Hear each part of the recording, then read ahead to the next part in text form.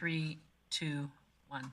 Good afternoon and welcome to the City Council meeting of March 7th. I will ask that you rise for the singing of the national anthem.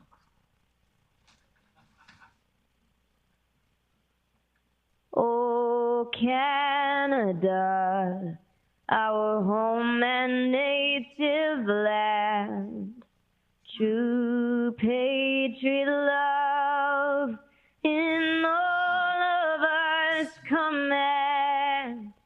With glowing hearts we see thee rise, the true north strong and free.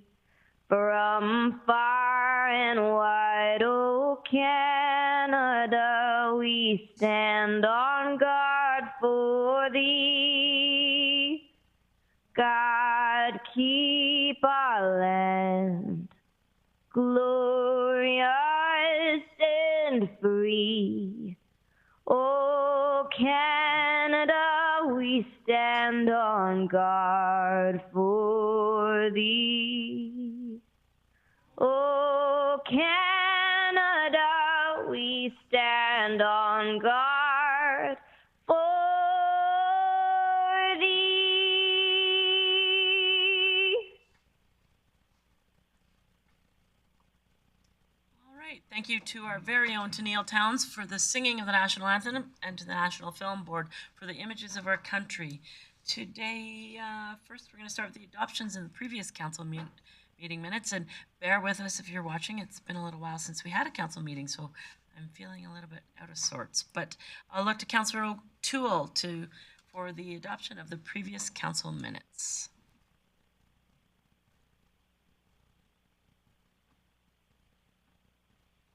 I move that council adopt the minutes of the city council meeting held February 7th, 2022 as presented. That motion is in order. Seeing no comments or questions, I'll call a question. Please vote.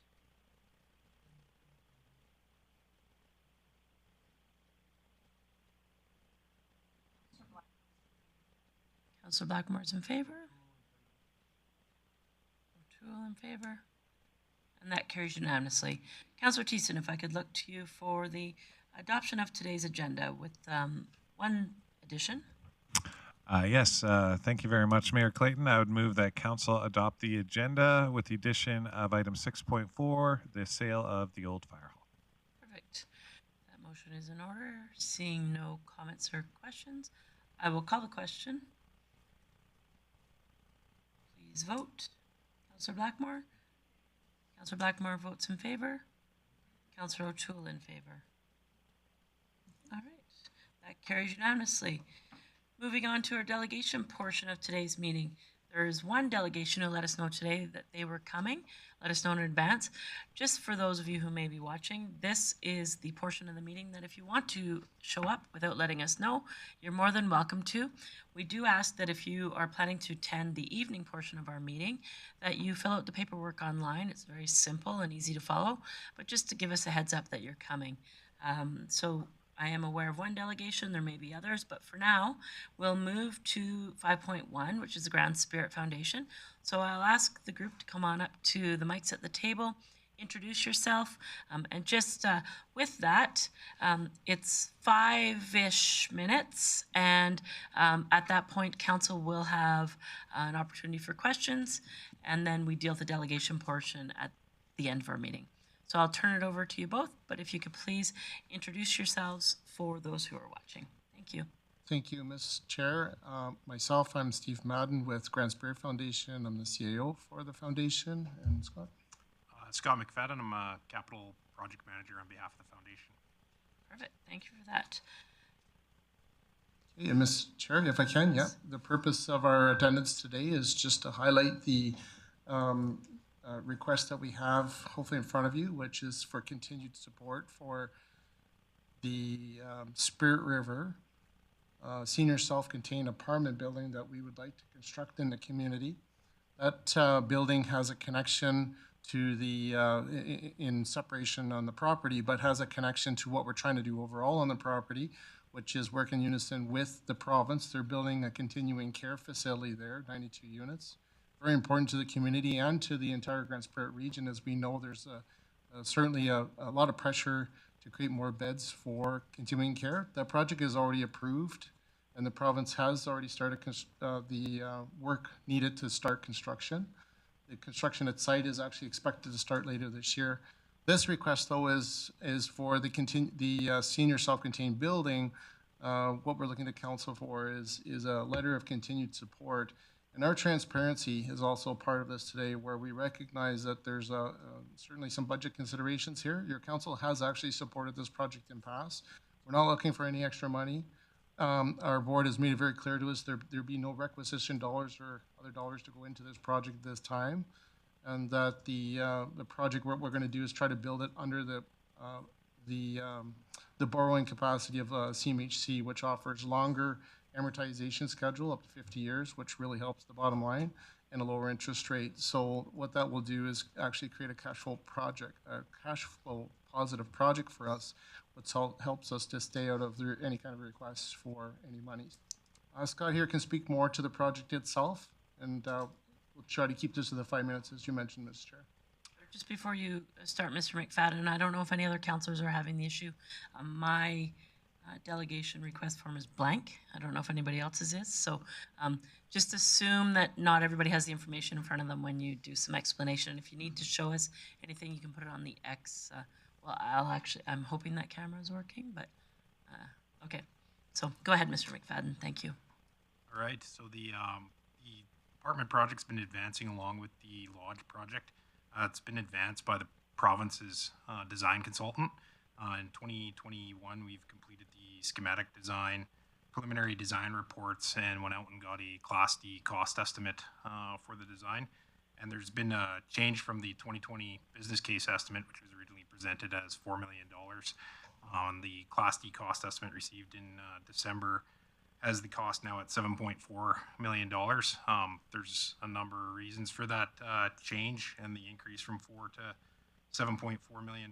Principal reason why is due to residential construction inflation.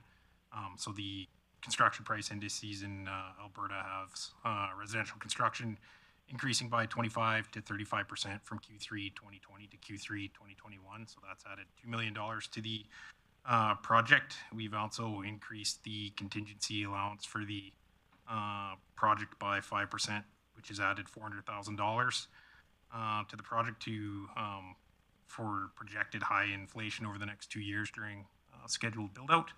And then finally, just the way the design worked out, we were going to have a partial 4th story, so we've added in 2 additional suites and a multi-purpose room, which is added in $500,000, and then the building size after design has increased just to allow for circulation and mechanical space, electrical space, which added in $500,000. So we've grown from $4 million to $7.4 million.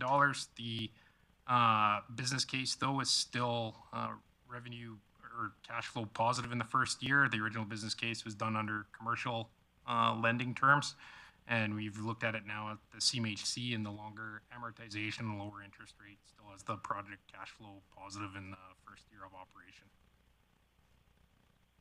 Perfect.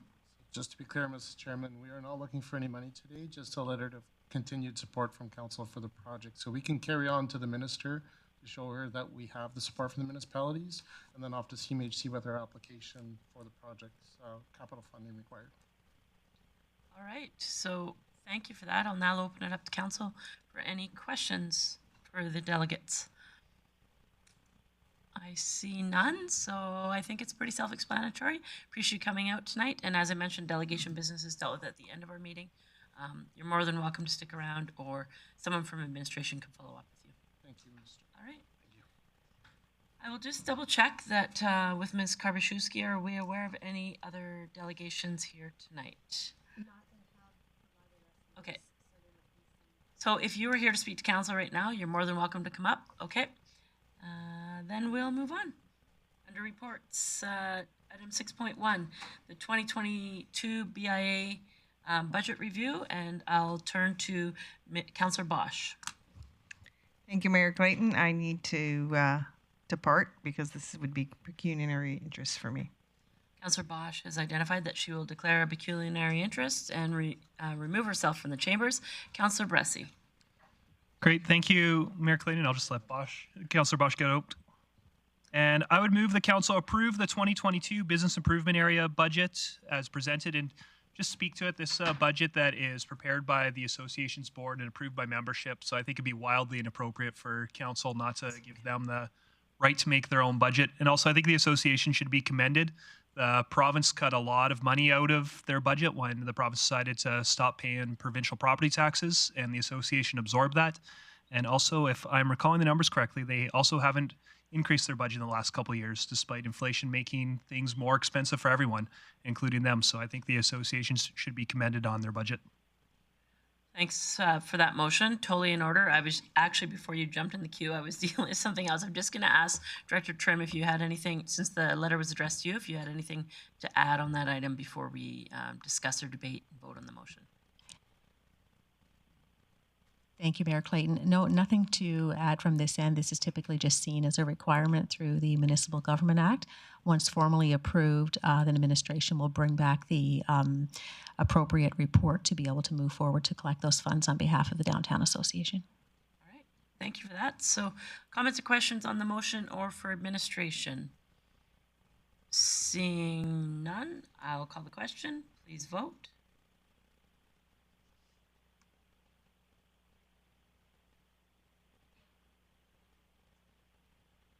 And that carries unanimously. I will now, before we move on to item 6.2, I'm looking for, I guess we should make a motion. I need a motion to recess for 5 minutes. We need to deal with another IT difficulty. Councillor Thiessen. So moved, Mayor Clayton, that we recess for 5 minutes. Apologies to the at-home audience. Right. So I just call the question on a 5-minute recess.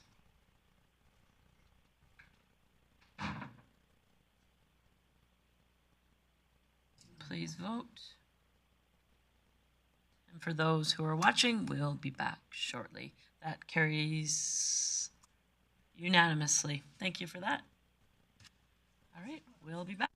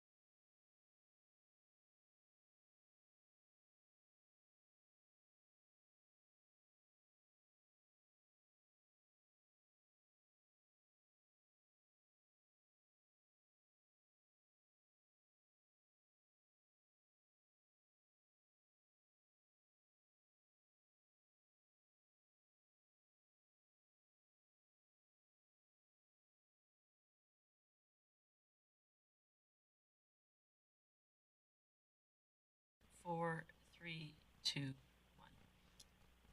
Good afternoon and welcome back. Thank you for your patience with that recess. And now moving on to under reports, item 6.2, the CAO appointment, as noted in the packet. Just looking for a motion. Councillor O'Toole. Thank you very much, Mayor Clayton. I move the council appoint Robert Nicolay as the Chief Administrative Officer for the City of Grande Prairie, effective March 14th, 2022, through December 31st, 2022. Thank you for that motion. Comments or questions on the motion? Seeing none, as noted in the motion, Mr. Nicolay will start with us next Monday. So I'll just call the question.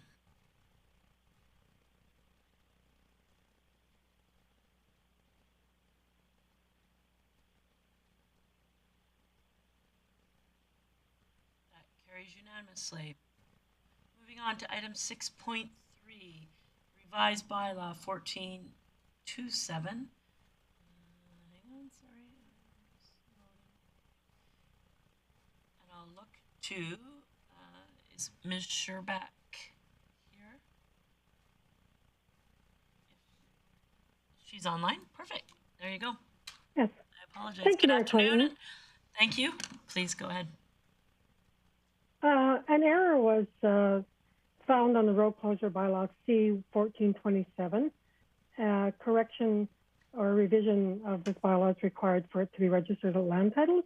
So we're recommending the council approve the amendment to bylaw C 1427A.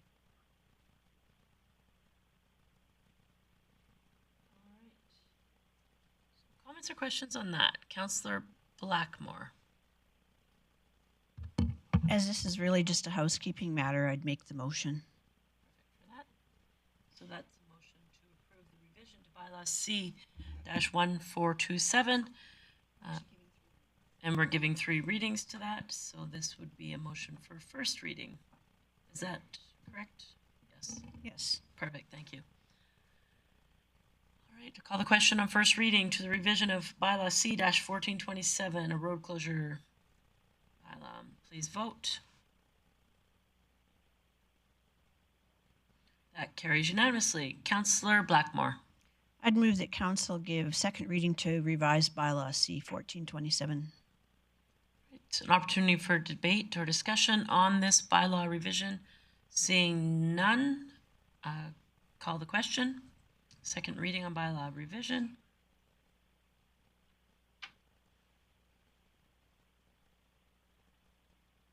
That carries unanimously. Councillor Blackmore. I would move that council have third reading of revised bylaw C 1427 at this meeting. This is a motion to have third reading here today. Must pass unanimously. In order for us to have third reading here today, I'll call the question.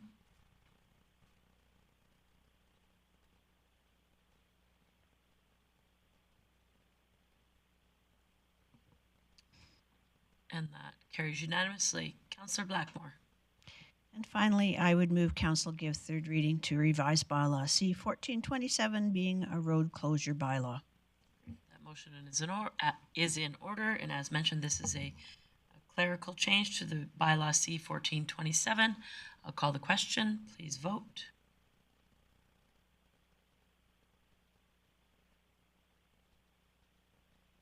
And that carries unanimously. Thank you for that. Moving on to item 6.4, Fire Hall land purchase. I will turn it over to Mr. Halliday for introduction.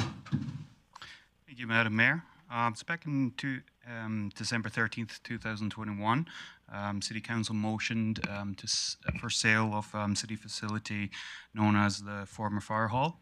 The property has been listed on the market for a month now, and City Administration has been working with a potential purchaser, and a commercial purchase agreement has been received in the amount of $1 million.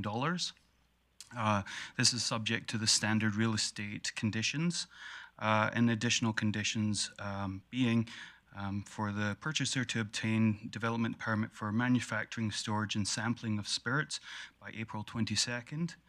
The seller, second condition would be for the seller agrees to supply up to $25,000 in matching grants for exterior facade improvements to the building. Grants will be subject to the same parameters as Downtown Incentives Policy Program. And a third condition for the seller receive approval of City Council, thus formal public meeting on or before March 11th. So today, administration is recommending approval of this sale. All right, thank you for that. I will look for comments or questions for administration first before we go to business arising. Seeing no comments or questions, I would look for a motion. Councillor Lerners.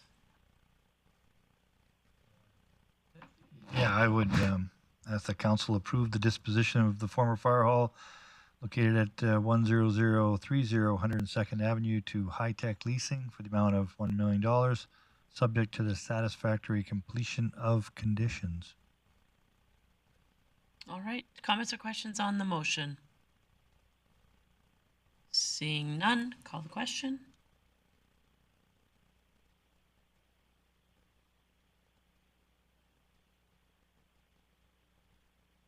And that's carried unanimously. Thank you for that, Mr. Halliday. Moving on to committee business. First, under our agenda tonight, 7.1, the Infrastructure and Economic Development meeting held February 15th, and I'll go to Councillor O'Connor. Thank you, Mayor Clayton. Council adopt the minutes of the Infrastructure and Economic Development Committee meeting held February 15th, 2022, as presented. All right. That meeting is in order. Called question. Please vote.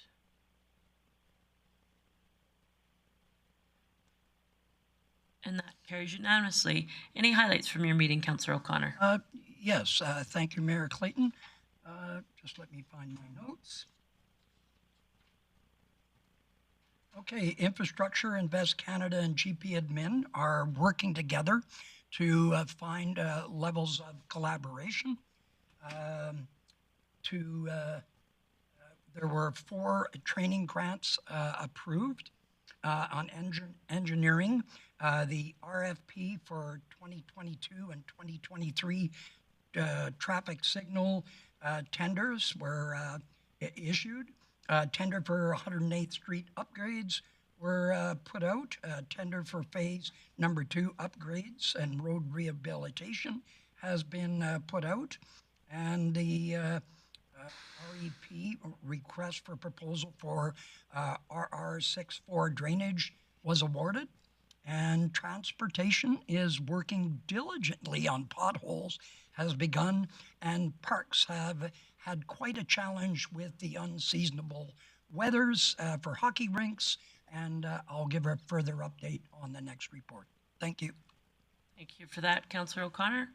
Moving along to Community Services Committee meeting of February 17th, and I'll look to Deputy Chair Bosch.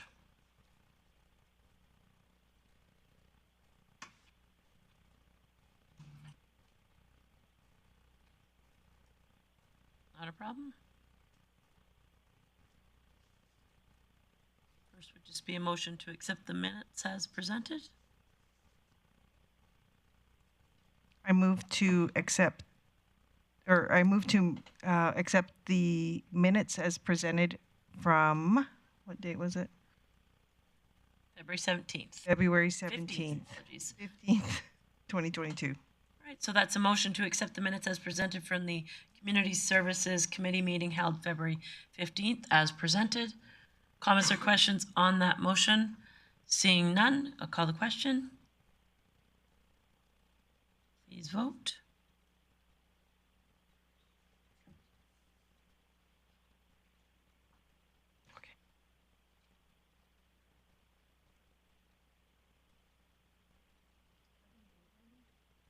I vote in favor. Councillor Bosch votes in favor.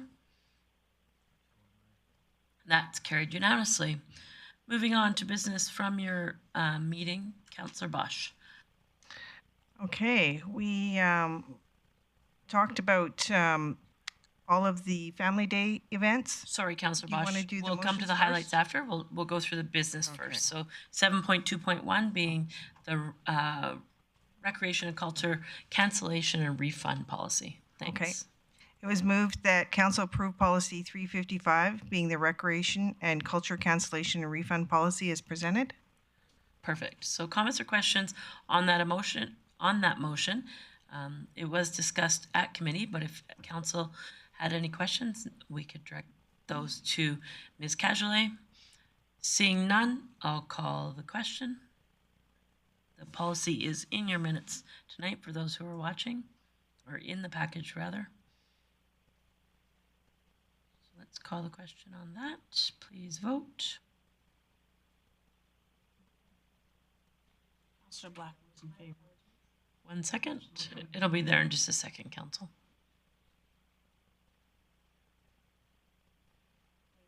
Thank you. Please vote.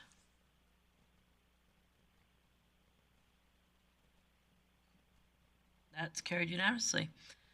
Councillor Bosch, next item of business. Thank you.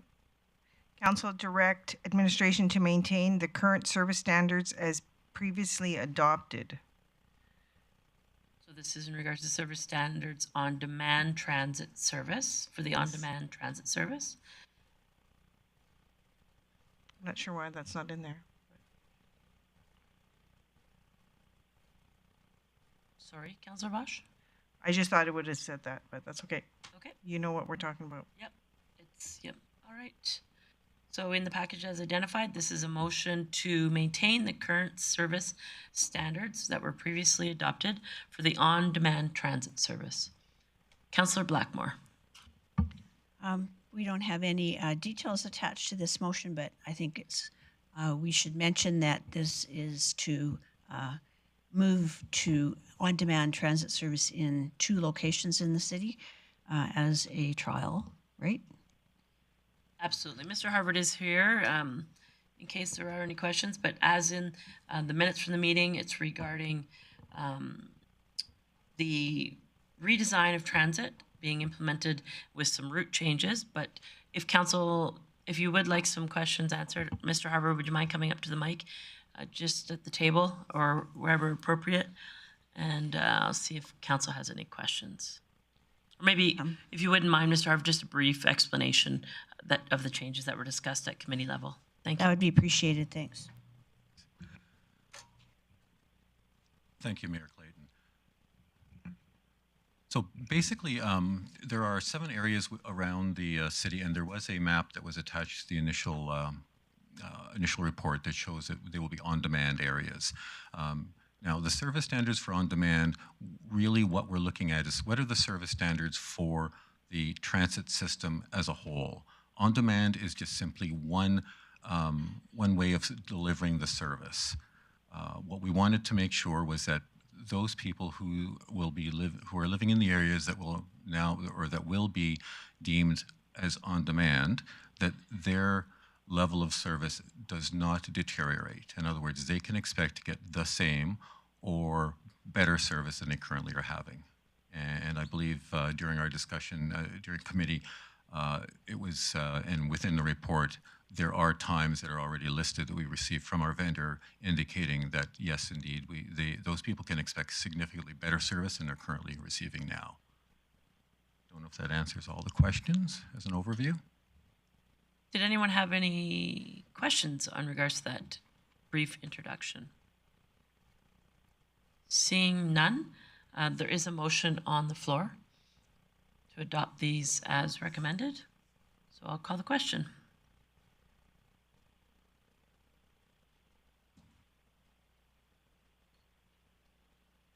Thank you for that, Mr. Harvard. And that carries unanimously. Councillor Bosch, any highlights from the meeting?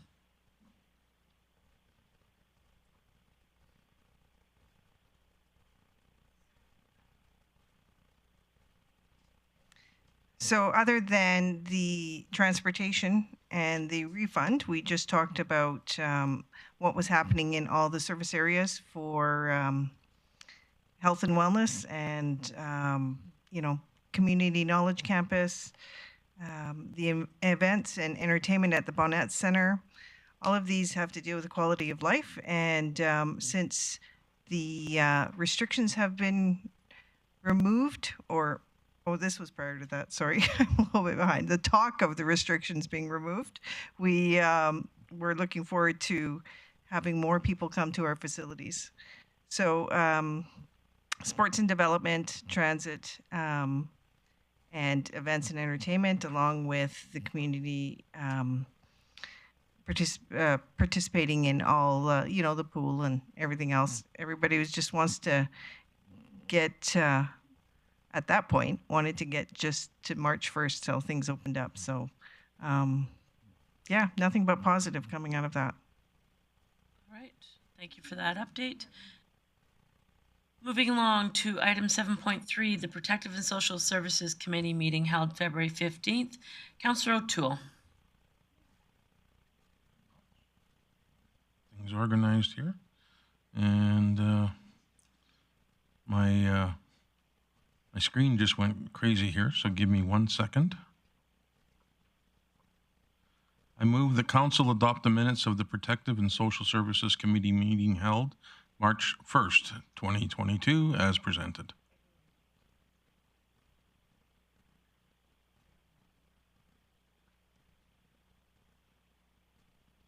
The motion to adopt the meeting minutes of the February 15th.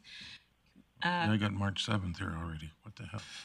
Protective and Social Services Committee meeting as in our package today. Okay, February 15th? February 15th. Okay, we'll leave it at that then. Perfect. I stand corrected, just like at home. All right, seeing nobody in the queue with comments or questions, I will call the question. Please vote.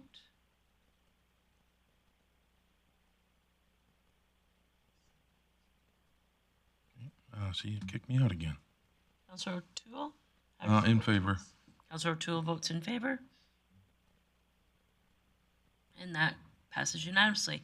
Councillor O'Toole, any highlights from your meeting? We've had reports from our director, Chris Manuel, as well as the different committees that, including the RCMPs and CFS. My computer kicked me out, but I know what I talked about. And if anybody wants to look at the reports, they are in our package. Perfect. Thank you for that. Moving on to item 7.5, the Community Services Committee meeting held 7.4, my apologies, Corporate Services Committee meeting held February 15th, and Councillor Lerners. Yes.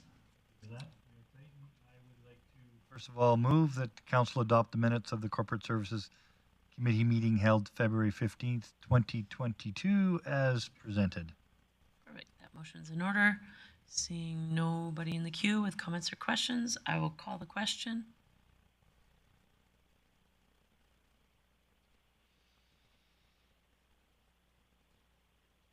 And that carries unanimously. Councillor Lerners, any highlights from your meeting? Yeah, just to reiterate some of the issues that were brought up by our excellent director, Trim. Assessment and taxations. Assessors are responding to inquiries generated due to mailing of assessment notices. So if you didn't like your tax notice, now's the time to speak up. So any property owners who have any questions are encouraged to contact the tax and assessment department. In procurement, there's various departments working on competitive bids. So if you're of that ilk and you find yourself bidding regularly, this would be a good time to keep up to date on the city website. Communications and marketing, we had a really successful evening in Grande Prairie event that took place at Edmonton a couple of weeks ago, and it was well attended, and I thought it was very productive, and compliments to everyone who put that on. It was definitely a great event, and I think we made some progress there, so that was excellent. And finally, the Citizen Contact Center has launched their site on Access GP, and just to give you a sense of the usage, we had about 5,000 calls in January, which is about the equivalent of what my wife's calls for actions in the same month for me. So overall, it's been positive, and we're pretty excited about being interactive and helpful to all the citizens of Grande Prairie. And I think that's it.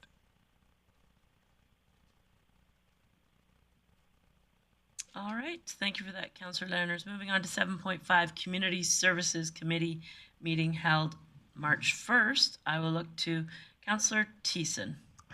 Thank you very much, Mayor Clayton. Before I go off on the first motion, I just want to say if I can't defend you, I'll unfriend you. And I'm just going to defend Councillor Bosch because she stepped in for me on this and it seemed a bit discombobulated, but I was whispering in her ear the whole time. So that's on me. So good job, Wendy. Thank you so much for stepping in when you did. And with that, I would move that Council adopt the minutes of the Community Services Committee meeting held March 1st, 2022 as presented. All right. That motion is in order. Seeing no one in the queue, call the question on adopting the minutes from that meeting. Please vote.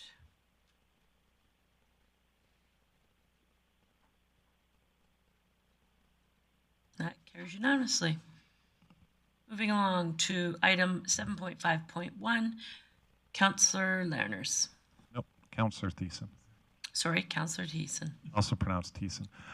So I would move that Council approve funding allocation in the following amounts. Now, I'm going to just stop at the pursuit of excellence, and I'm going to split this into 3 motions because we're technically dealing with 3 different funds and different uses of these. So with that, I'll move on to the pursuit of excellence. So, sorry, could we just do the first part? Yeah. Okay. So I would move that Council approve funding allocation in the following amounts: pursuit of excellence, clinic hosting. No, sorry. There's. Can we do the large scale tourism that's listed there first? Oh yeah. Oh, you wanted to go right to the bottom.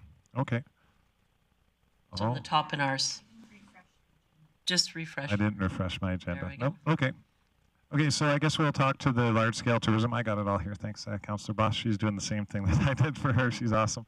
So I'd move that Council approve funding allocation in the following amounts for large-scale tourism funding to the East Coast Garden Party in the amount of $50,000 and to the Odyssey House Grand Con in the amount of $25,000. Just speaking to these events, the large-scale tourism event funding is a fund that Council created about 6 years ago. And we have about $100,000 budget. This year we had 3 applicants and 2 were approved. The second one being the Grand Con via motion at committee for $25,000. So I would encourage Council to support these as they do fit within the criteria of the large-scale tourism funding. They are brand new events. The East Coast Garden Party is not, but it's returning, so we'll consider it new to this. It's a great event, and I encourage Council to support this motion. Thank you. All right. Comments or questions on that motion? Councillor Bressie. Great, thank you. I would move that Council amend the grant amount to Grand Con to $50,000. And to speak to this, I think it makes sense to meet the request of the organization. I think it's how we treat other similar events this size. I could be mistaken something, but I don't recall us giving a large-scale tourism amount that's only $25,000. Usually when we believe in an event, we sponsor it more than that. And I think the big difference between this and other events is that instead of this event pay in some professional staff to run the event, this one really is largely a volunteer-run event that's supporting a really good cause in our community. And I have no problem with paying paid staff, but I also get really excited that we're going to be supporting an important nonprofit here. As they say, real support is mutual. And this is one where I think we really do get double benefits by supporting this event. So I hope that Council will support this amendment. All right, that amendment is in order. Comments or questions on the amendment? Councillor Berg. Yeah, thank you, Mayor Clayton. My question, is there money left over in this fund for us to allocate this? I will look to Ms. Bieberdorf for questions in regards to the availability of funds. Thank you, Mayor Clayton. Yes, there is $100,000 total. So with the East Coast Garden Party at 50 and this event at 50, that would be the full budget for the year. Okay, thank you. Welcome. All right, and Councillor Thiessen's out of the. Councillor Bosch. Are we aware as a council or administration of any future events coming to Grande Prairie where they might need funding? Ms. Bieberdorf? Through the mayor, as of this time, no, we don't have any other ideas of any events coming, but this is the only deadline for this grant for the year as well. March 1st is the only one, the only intake. Okay, thank you. Councillor Thiessen. Thank you very much, Mayor Clayton. I was at committee meeting. I was hopeful that we would give them some funding at $25,000. Understanding how much some of these events cost to run and organize, I figured, with as it was worded at committee date, that 25 might be a reach. Looks like Councillor Bresci is reaching for 50, and I am amenable to the $50,000 and spending this, especially for an event that's going to go support such a great organization such as the Odyssey House here in our community. So I would encourage council to support Councillor Bresci's amendment. Thank you. All right. I just had a question for Ms. Bieberdorf. Can you correct me? I thought the request was for 25,000. Was it not? Was it for 50 originally? It was 50 originally, yep. Okay, perfect. Thank you for that. Okay, no more comments or questions. Seeing none, I will call the question on the amendment.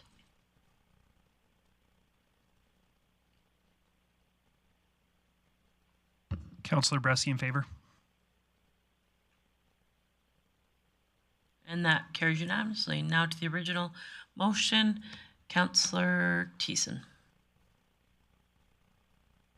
I think we could just vote on that as it was amended to be the 50,000. Just seeing if you wanted a chance to speak to anything. Oh yeah, no, I would encourage council to support this. As I said earlier, this $100,000 is a one-time shot per year for people looking to start great organizations and events in our community, so that everyone can benefit through the creation of them. This would fully eat up our entire budget, which is great, because otherwise 25,000 would just go back into Gen Rev, and I don't know how many potholes we can fill with that. So with all that being said, I would encourage everyone to support this. Thank you. All right, call the question. Please vote. Councillor Bresci in favor.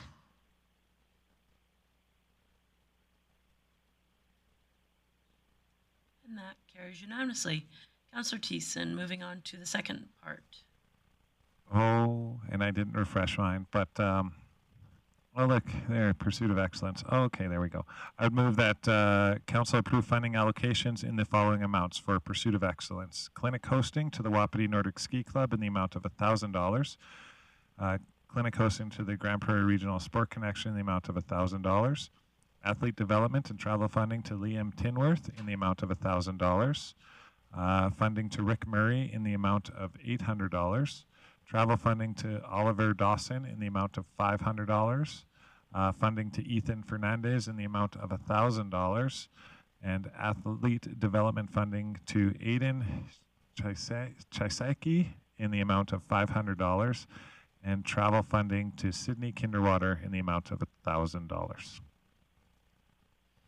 All right, so that breakdown is there in front of you. If you have any questions on specific identified items, Ms. Bieberdorf is here. These recommendations were put forward from our Community Group Funding Committee. Seeing no discussion, I'll call the question.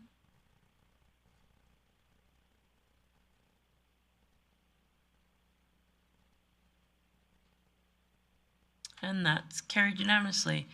Moving on to item 7.5.2, I will look to Councillor Bosch, as I think she has a item. I do. I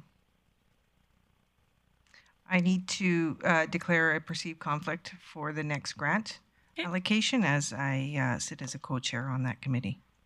So, Councillor Bosch identifying that she is a volunteer on this organization and will remove herself from the chambers for the discussion on the next item. Now that she's out, Councillor Thiessen. Awesome. Thank you very much, Mayor Clayton. I move that council approve funding allocation for Arts Development Festival funding to the Grande Prairie International Street Performers Festival Association in the amount of $14,000. Great. Thank you for that motion. I see no comments or questions. I'm looking forward to seeing this event in person again this year, so I'll call the question.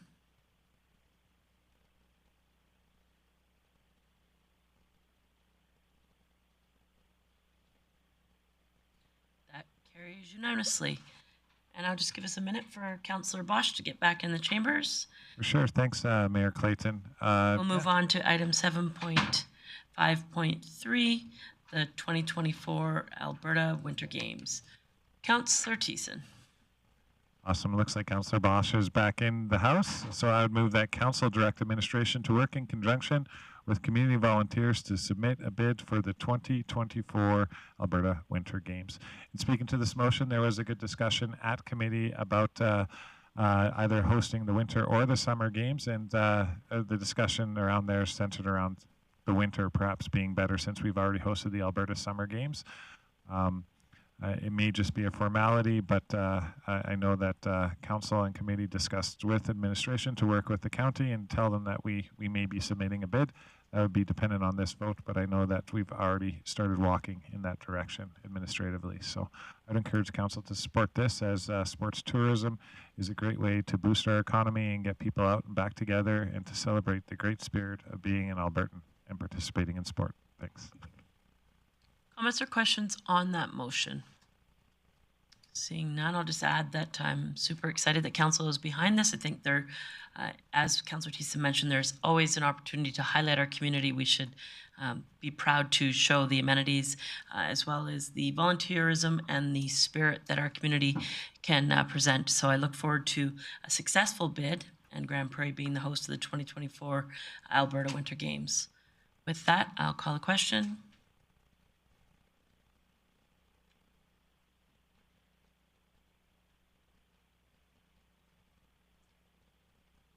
That carries unanimously. Any highlights from your meeting, Councillor Thiessen? That was a good meeting, Mayor Clayton. Family Day celebrations, as you know, it's all long past, but we had a great outpouring of the community come together with over 300 participants fully booking our Coca-Cola Center, Family Skate and Stick and Puck. The Eastlink Center Family Swimming Facilities also welcomed over 2,500 very eager participants, so that was great. In regards to our facilities, our concession upgrade project at the Bonnett's Energy Center has started, and most recently, a big congratulations goes out to local business owner John Kriska from Better Than Fred's, who was awarded the RFP for food and beverage services at the Bonnett's Energy Center. In other facility news, our drywall repairs at the Art Gallery due to a roof leak during the high snow load and warm events is completing as we speak, maybe even completed since that meeting. Also, we got 2 replacement graders for transportation arrived last week, and they go into service. They went into service this week. And finally, administration is working with the Philip J. Dinosaur Museum, Philip J. Curry Dinosaur Museum, on getting accessible transit out there to do some afternoon tours for people who may want to visit those facilities within the region. And that's my report. Thank you very much. Perfect. Thank you for that, Councillor Thiessen. And for those of you who are watching, may think that it's kind of deja vu.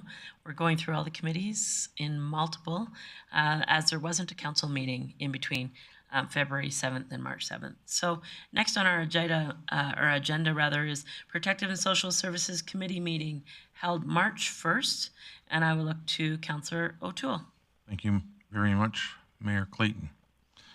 I move that council adopt the minutes of the Protective and Social Services Committee meeting held March 1st, 2022 as presented. Thank you for that motion. Seeing nobody in the queue, I'll call the question.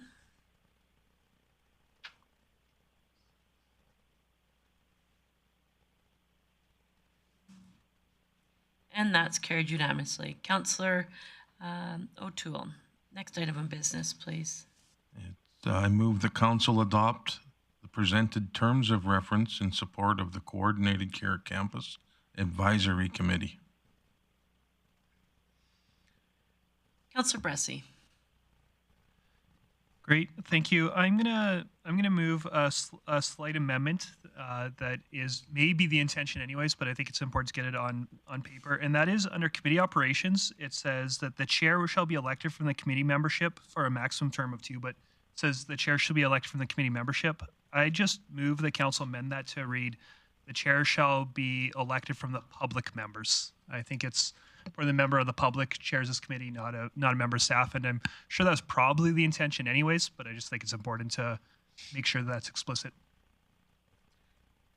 Thanks for that catch, Councillor Bressie. I appreciate you bringing that forward. I agree that it should be a public member who chairs that meeting. So comments or questions on the amendment? Seeing none, I'll call a question on the amendment.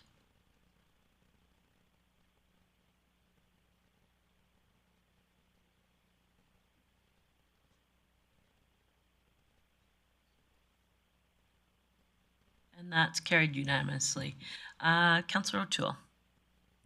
Betcha. Just hang on a second here.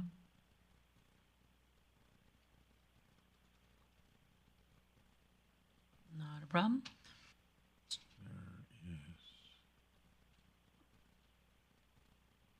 We are just now on voting on the motion to adopt the coordinated care campus terms of reference as amended. Right. So we're good. Just need a motion to adopt them as amended. I move them as amended. Perfect. Thank you for that.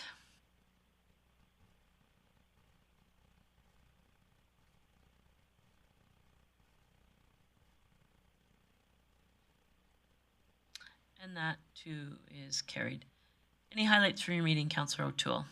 We did talk about this community care campus, the advisory board at that meeting, and we just did business on that. And social development, we had the Passionate Heart Awards event that took place on February 14th, and that was well attended. Community social development, emergency management, GPREP, Virtual Emergency Coordination Center, has been developed, as well as the fire department is doing their annual testing and inspection of the breathing apparatus, which is a yearly program.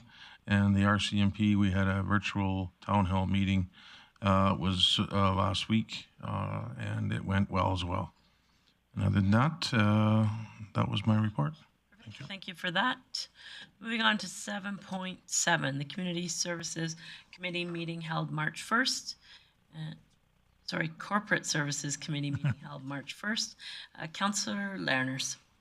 Yeah, so yes, first of all, I'd like to ask the council adopt the minutes of the Corporate Services Committee meeting held March 1st, 2022 as presented. Great, thank you for that. Comments or questions on that motion to adopt the minutes as presented? Seeing none, I'll call the question.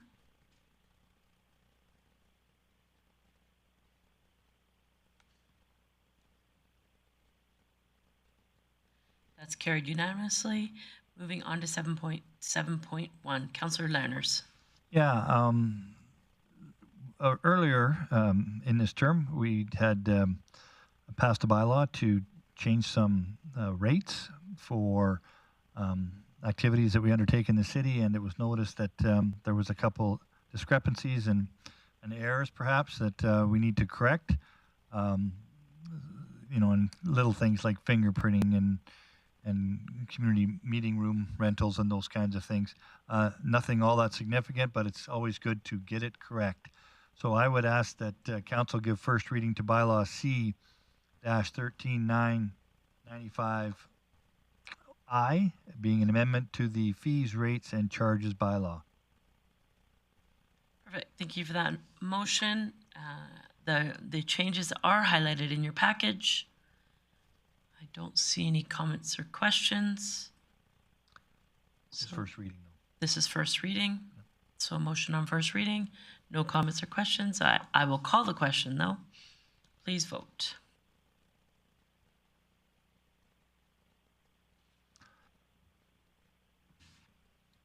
Councillor Lerners. Yeah. Sorry, that's carried unanimously, and then Councillor Lerners. Perfect. Now I will ask council to give second reading to bylaw C-1395I. All right, so that motion is in order. This is an opportunity for questions or debate or discussion on the amendments as presented in your package. Councillor Bressie. Thank you. I'm going to support this because it really is a housekeeping matter of implementing what administration's and council's intent was in the spring. But looking at this, I actually wonder if in December, when we go through our rates charges, we should re-examine the meeting rooms in the low-cost activity center. I think that there is $40-50 an hour is a lot of money for a meeting room that I actually think is, based on renting boardrooms in the past, I think is probably above market rates. And I think it might be prudent to make that room, which isn't very big, isn't very fancy, a lot more financially accessible to the community. So I'll support this for today because it really is a housekeeping catching mistake we made but I think that is something that we should reevaluate in December. All right. Any further comments or questions on this motion? Seeing none, I'll call the question on second reading.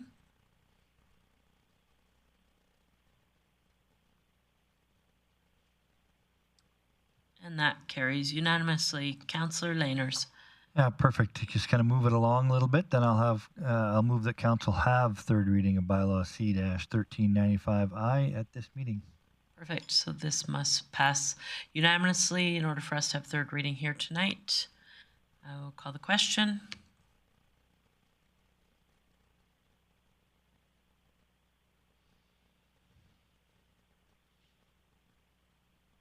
That is carried. Councillor Laners. And finally, I guess, to put a bow around it, I'll ask council give third reading to bylaw C-1395I, being an amendment to the fees, rates, and charges bylaw. All right, that motion is in order. Seeing no comments or questions, I will call the question. Please vote.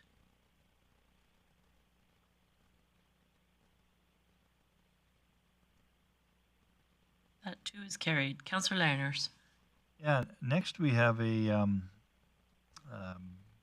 another kind of, I guess, clerical one that we need to go over regarding subdivision and development appeal board bylaws requiring amendment because of changes in the Municipal Government Act, and also some amendments as to how we deal with our members on the appeal board. The comments are, the document is in the minutes. And so just to get the process going, I'll ask council give first reading to bylaw C-1444, being the subdivision and development appeal board bylaw. Perfect. That motion is in order. No comments or debate. On first reading, please vote.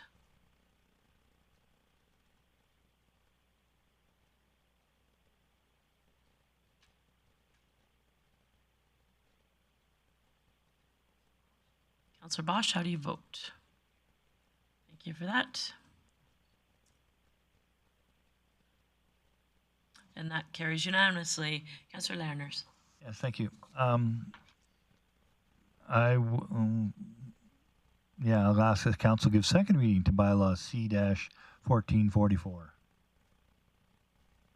right, an opportunity for questions, discussion, or debate on second reading of the bylaw C-144, being the subdivision and development appeal board bylaw.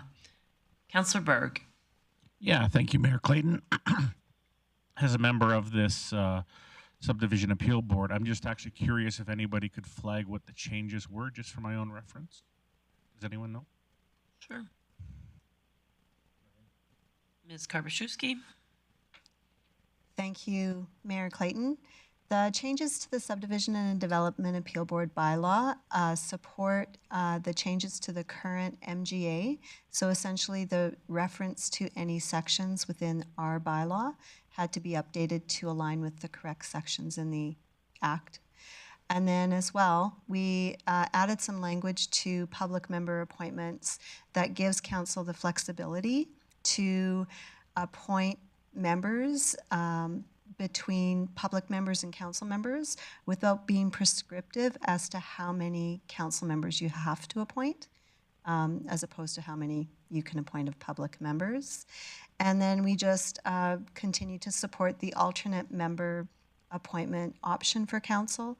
That addresses cases where there may be a specific hearing that we can't achieve quorum for based on the current public member or council member appointments. And this allows council to consider appointing an alternate member specifically for one hearing in order for us to achieve quorum. Thank you for your answer. Thank you. All right. Seeing nothing further, I'll call the question.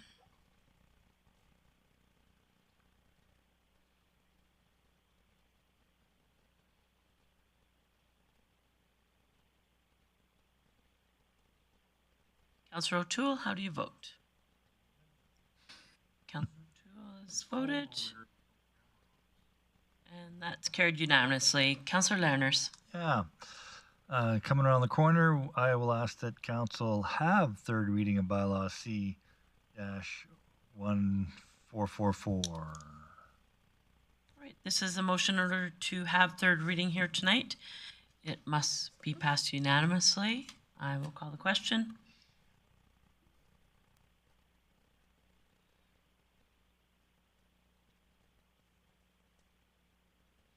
And that motion is carried. Councillor Lerners. And going down the home stretch, council, I'd ask that council give third reading to bylaw C-1444, being the Subdivision Development Appeal Board bylaw. Seeing nobody in the queue, this is a motion to have third read, or this is a motion give third reading here tonight. I'll call the question. Please vote.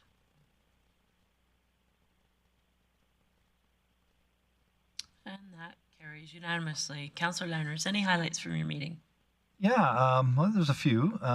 So the tax sale that is scheduled for March 18th, that's almost 2 weeks from now. There are currently 6 properties on the list and probably only one expected to proceed to sale. So if that's something that you pay attention to, that deadline is coming up shortly. Right now, again, there's 21 competitive bids on the market. And so that's a continuation of what we do on a regular basis. Yeah, I think I'll leave it at that. All right, thank you for that. Moving on to 7.8, the Infrastructure and Economic Development Committee meeting of March 1st. And I'll turn it over to Councillor O'Connor. Thank you. Mayor Clayton. I'm just going to get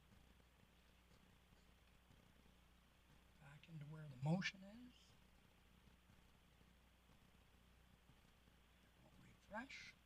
So if somebody could read that motion, accept the meeting. The first motion would be just to adopt the minutes as presented from March 1st. Council adopt the minutes of the Infrastructure and Economic Development Committee meeting held March 1st, 2022, as presented. Perfect. Thank you for that. That motion is in order. Seeing nobody in the queue, I'll call the question.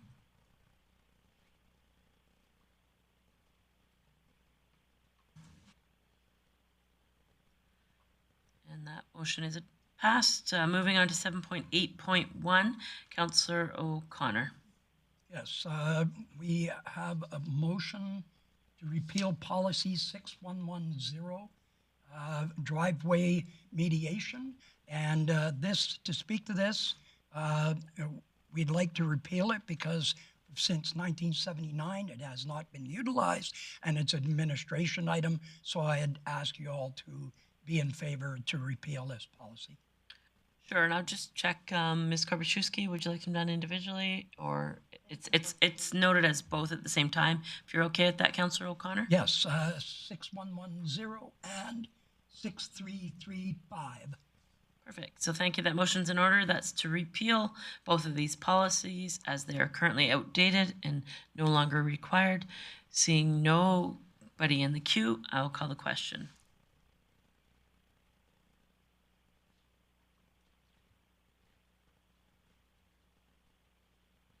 That carries unanimously. Councillor O'Connor, any highlights from your meeting? Yes, we had 7 new businesses open up in the last 2 weeks. Woo, woo, woo, woo. So that's good news. 2 more residential infill grants have been received. Transportation has tenders going out for the 99th Avenue bridge repairs, and the 5th round of snow clearing has been engaged, and I was just wondering if Director Glavin had anything to add to that. He has nothing at this point in time, and the rinks are now back and maintained. However, it's melting again. So whatever, up and down. Thank you. That's my report. Thank you for that. Moving on in the agenda, item number 8, correspondence. There is no correspondence for tonight's meeting. Delegation business. We had one delegation here tonight from the Grand Spirit Foundation. I'll look to Councillor Thiessen. Thank you very much, Mayor Clayton. I think what the gentlemen from the Grand Spirit Foundation were we're looking for was just a letter that we're still on board with the project in Spirit River. So a simple request. So to that, I would move that council direct the mayor to write a letter of continued support for the new seniors self-contained apartments in Spirit River. Period.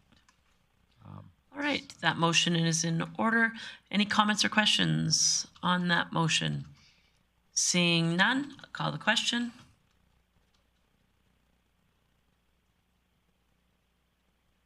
That's all right, we'll get there. No worries.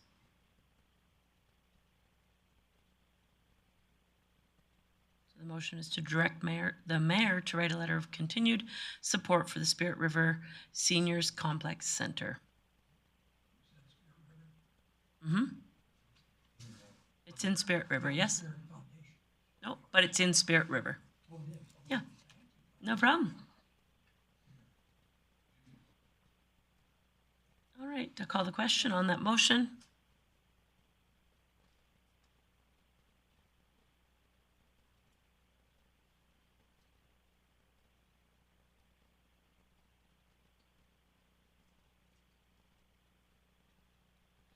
Carries unanimously. There was no other delegations for early portion of the council meeting of today. Moving along, item number 10, no notices of motion. We will now move to our recess, and we'll see you back here at 6 p.m. Thank you.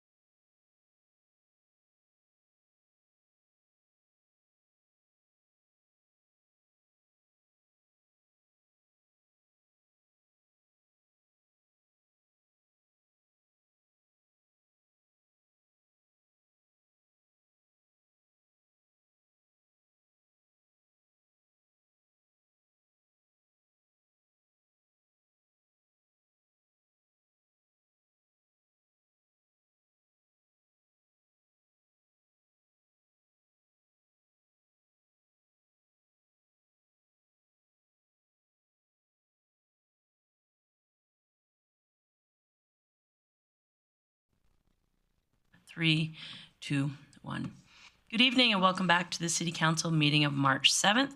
This is the evening session. First on our items or on our agenda is the scheduled delegations, and a reminder to those who might be watching at home, anytime you'd like to speak to council, you're more than welcome to come to the 3 p.m. session without letting us know.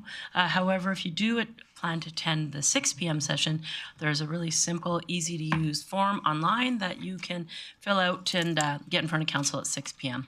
So thank you to this delegation that is here tonight. Also on our agenda for this evening, we have 1 public hearing, 2 public hearings, apologies. And with that, first on our agenda is scheduled delegations. First would be the Grande Prairie. The only delegation we have this evening is the Grande Prairie Climbing Association. As I mentioned, they let us know ahead of time that they wish to speak to council.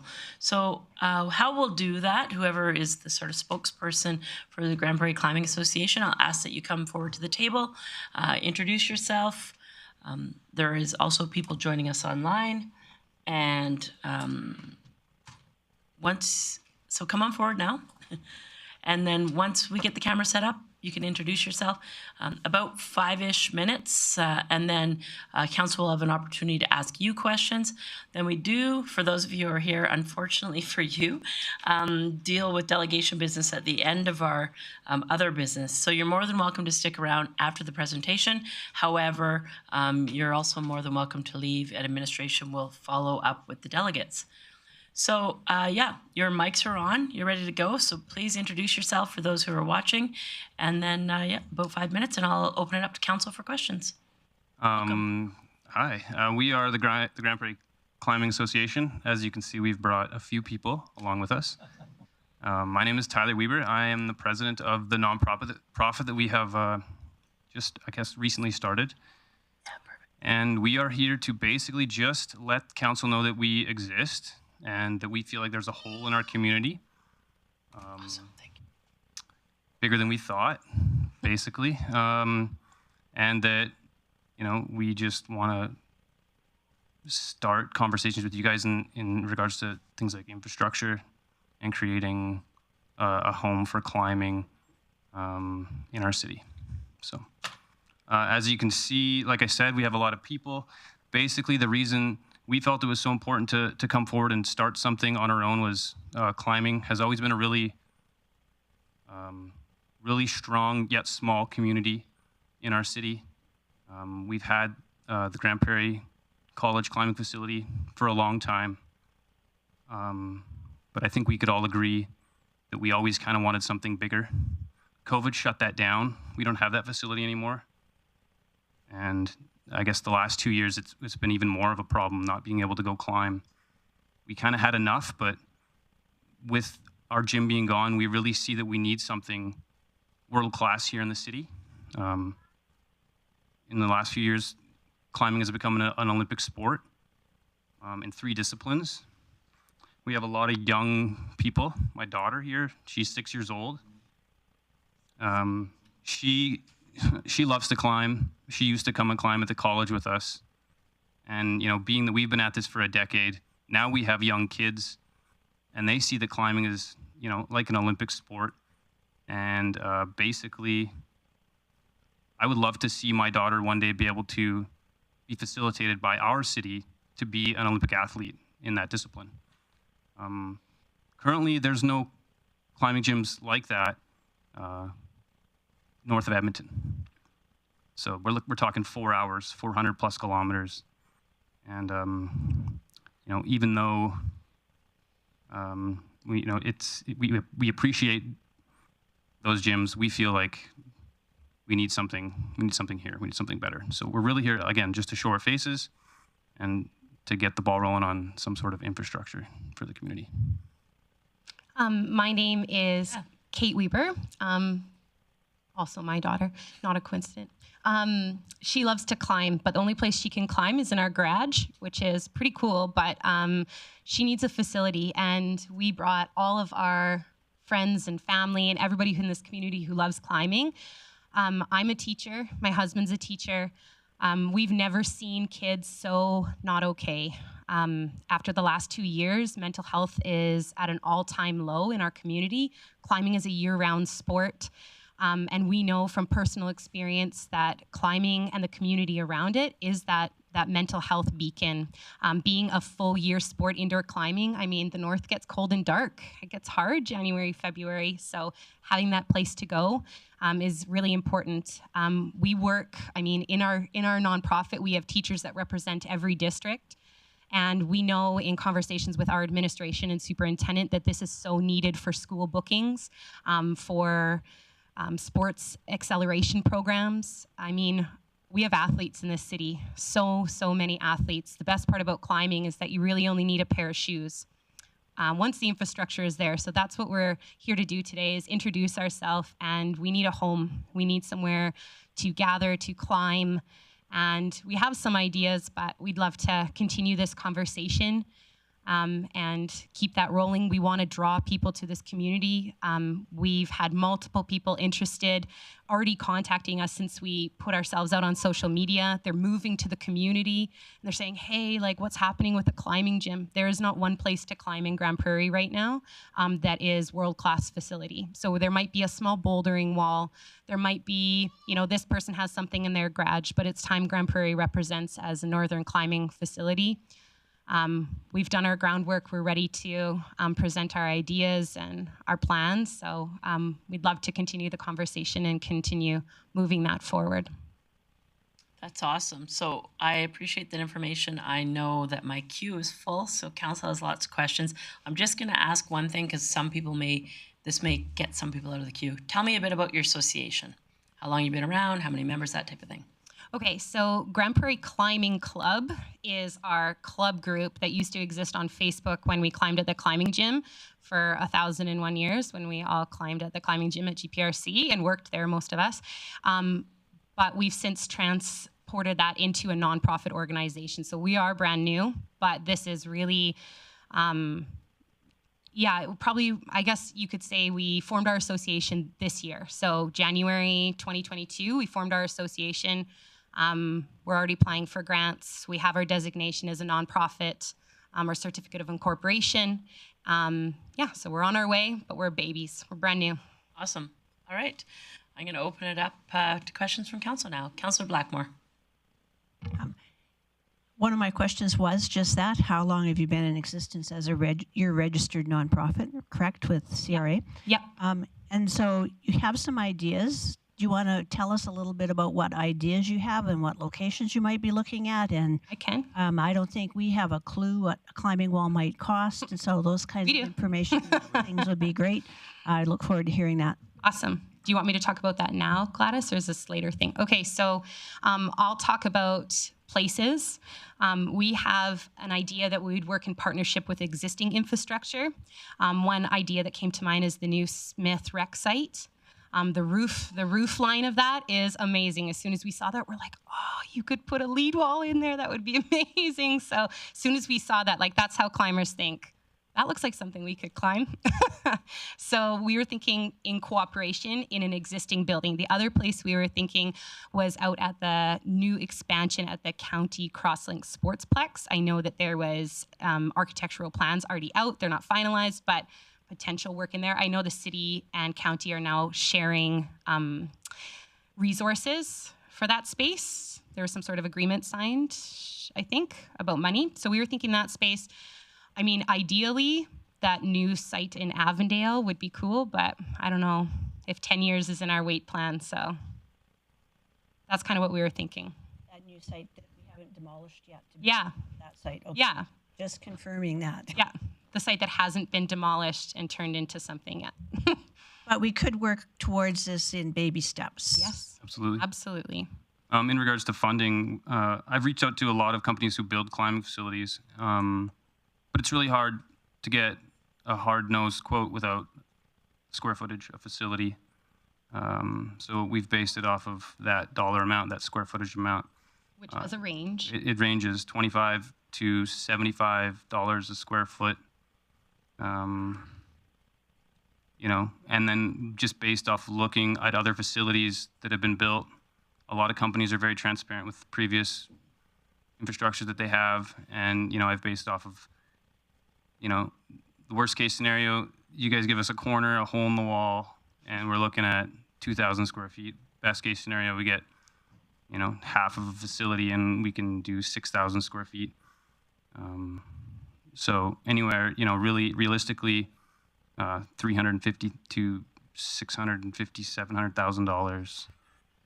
Like I'm a big dreamer, and like I said, we've had such a teaser of a facility for so many years, and it's fostered climbing so well. We feel like it's time to dream big. We have so many people in this community that have such a strong love for the sport. The next step is something great that we can train our kids and have athletes that compete at an Olympic level. So that's kind of what we're thinking anyways. And we have reached out to GPRC in conversation with their gym and what their plans are. They have no plans to reopen that gym. Yeah.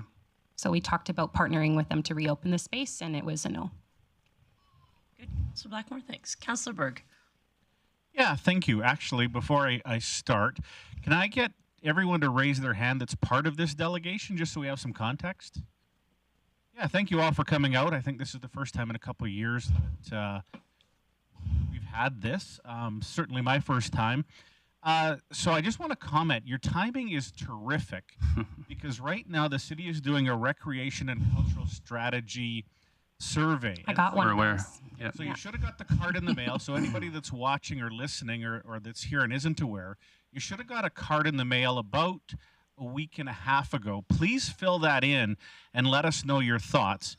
And if you don't have it, there is what's called a coded survey, but there's also an open access survey, engage.cityofgp.com/rec_culture. Okay. And fill that in, and it'll let us know as part of the survey on culture and recreation. So thanks for coming out today. Awesome. Great turnout. Thank you. Thanks for that. Councillor Bosch. Hi, thank you for coming. I know nothing about your sport. I can teach you. You need core muscles for that. I'm not sure. Anyway, my question is, in a space, whether it's 6,000 square feet or 2,000 square feet, how do you share it among the other activities that go on? And if so, how do you do that? Are you talking from a climbing perspective in regards to separate disciplines, or just like No, having it in the same space. I think that's pretty easily. If you look at, let's say, the old University of Alberta wall, they existed in the corner for decades, and again, yielded some Olympic level, strong, professional, climbers who went on to be professionals in their field. It really comes down to design of the space and the wall companies we're working with. We really want to utilize as much space and height as we can in whatever building we get to, so it'll be maxed out. And then with the design elements, you can put in some things that separate the space. You need matting underneath all climbing walls and stuff, and so we have some visual ideas that kind of go along with what we've pictured being in a corner of a facility that's operating. Maybe there's people at an indoor skate park on that side or training. Like we've seen facilities with basketball courts beside them, and then there's climbers. We coexist at the same time. Soccer facilities exist right alongside, kind of like the county sportsplex. And the activities are happening at the same time. Yeah, and there's Awesome. maybe a drop, kind of like in a gymnasium, I guess, like a drop net. Okay, that leads me to my second question, which you kind of started already. As far as competitions and, moving forward in that lane, what do you see could be for Grande Prairie? Well, we've had provincial champion climbers here, and the sport's so under the radar that we've never known it, and we hit the ceiling essentially, like figuratively and literally. We need the facility and the programming. So as teachers, we see students all the time that we're like, you just kind of don't fit that hole. You don't fit that. You're not a hockey football kid. player. You're not a hockey football player. kid. But you're an ectomorph, tall, lanky, getting beat up on the football field. That you would destroy it as a rock climber, and they'll never have the opportunity. We have reached out to Alberta Climbing Association and talked to them about requirements for competition level facilities, and they said they would be willing, and they were like, yeah, all for it. They're like, whatever you need, we can send you a letter of support, like whatever facility. They've hosted provincial level stuff at Grande Prairie Climb or at GPRC, but nothing with lead. And so it was just a bouldering competition. There's kind of three things in climbing. There's bouldering, which is under 10 feet, 8 feet. Higher than that. I don't know. Anyways, you don't use a rope. It's just like climbing on rocks and yeah. And then there's top roping, where the rope comes from the top and you have a person at the bottom. And then you have lead climbing, which is also called sport climbing. And so that's where I pack my rope with me and clip it in as I go. Grande Prairie Regional College never really had a lead climbing wall because they didn't have the height, and it was too intense for people to really climb on and learn. And so we reached out to Alberta Climbing Association, and they basically said, like, we'll work with you, even if it's like a bouldering and a lead wall, like they're full in. And bringing competitions, like whenever we've hosted bouldering competitions at Grande Prairie College, we pulled people from the north, like all the way as far north as like northern BC, Tumbler Ridge, Fort St. John, Peace River. I mean, our association has already got like a lot of people in Peace River being like, oh, this is amazing, I can't wait till there's a climbing gym. So there's people. We've worked with Grande Prairie Sport Council already, and they're really pumped to put those numbers together for us about drawing people up to the north to climb. Like we said, there's no climbing facility north of Edmonton. So the closest you can go to climb is Edmonton. And there's some great facilities there, but with the price of gas, I don't really want to be driving there every weekend to climb. So yeah, we've looked into it, and I think competitions are a year-round thing. You can have 3 types of competition, anywhere from youth, like we've had provincial champions, bouldering champions that were youth climbers, 2 of them from Grande Prairie Climbing or Grande Prairie Regional College climbing facility. But that's as far as they could go. They couldn't go into sport climbing. They couldn't go into lead climbing because we didn't have it. If we have the facility it's basically a benchmark facility, we can train for Olympic qualifiers. Speed climbing is a discipline that's in the Olympics, and if we have that wall, we can train to perform at that level. We can't do that now. And we have the depth within our nonprofit. We have those people that were those coaches. We have experts, like we have people with kinesiology backgrounds, with pretty much anything that we need in our nonprofit, we have it. And so we really do have the depth of experience. A lot of us worked at Grande Prairie Regional College under different managers. We've seen how climbing gyms can, go sky high or straight into the ground. And a lot of us organized those competitions and ran ladies' night or kids climbing programs, birthday parties. Like, okay, so I love your passion, we've done it all. But I have about 8 other people in the queue. Oh, okay. Thanks. Okay. Councillor Thiessen. Hey, thanks so much, Tyler and Catherine, for coming in and bringing all your friends, or some of your friends, I guess, for this. I really appreciate the climbing gym. I was really sad when it shut down. It seemed to be the only activity that my son actually liked to go out and do, and for him, it was about challenging himself. And what I saw from my own climbing experience is it helps teach key things in somebody's life, like how to solve problems, how to build strength and self-confidence. And I saw a lot of that happening with my son. So I was very sad when it shut down. Of course, it was COVID, but then when it shut down, Yeah, I was like, us what too. So I guess my question is, you've mentioned a couple numbers here, from $25 to $75 per square foot, or $650,000 to $750,000 for the dream build. So let's dream big. $650,000 to $750,000. Does that include your building, or is that just the wall and the design? That's the wall and the design. That's with the hopes that the city would supply the infrastructure to tuck us away. Give us a corner somewhere. To the hopes of a standalone facility. Hey, if we could get it, that'd be great. But I don't think that's an ask we want. I feel like we could mutually exist within, the infrastructure and the program that the city already has. You get the wheels turning, and you think, the Eastlink membership, the punch pass counts for the climbing gym type situation. We don't want to be a separate entity. We kind of want to fill a hole that's missing within the entirety of the rec in the city. So. Thank you. Just one more, if I may, Mayor Clayton. Thank you. Let's say you get the building, the gym, the wall, the walls, the corner, whatever comes. How long would it take from design to build to create the space that would obviously entertain everyone here?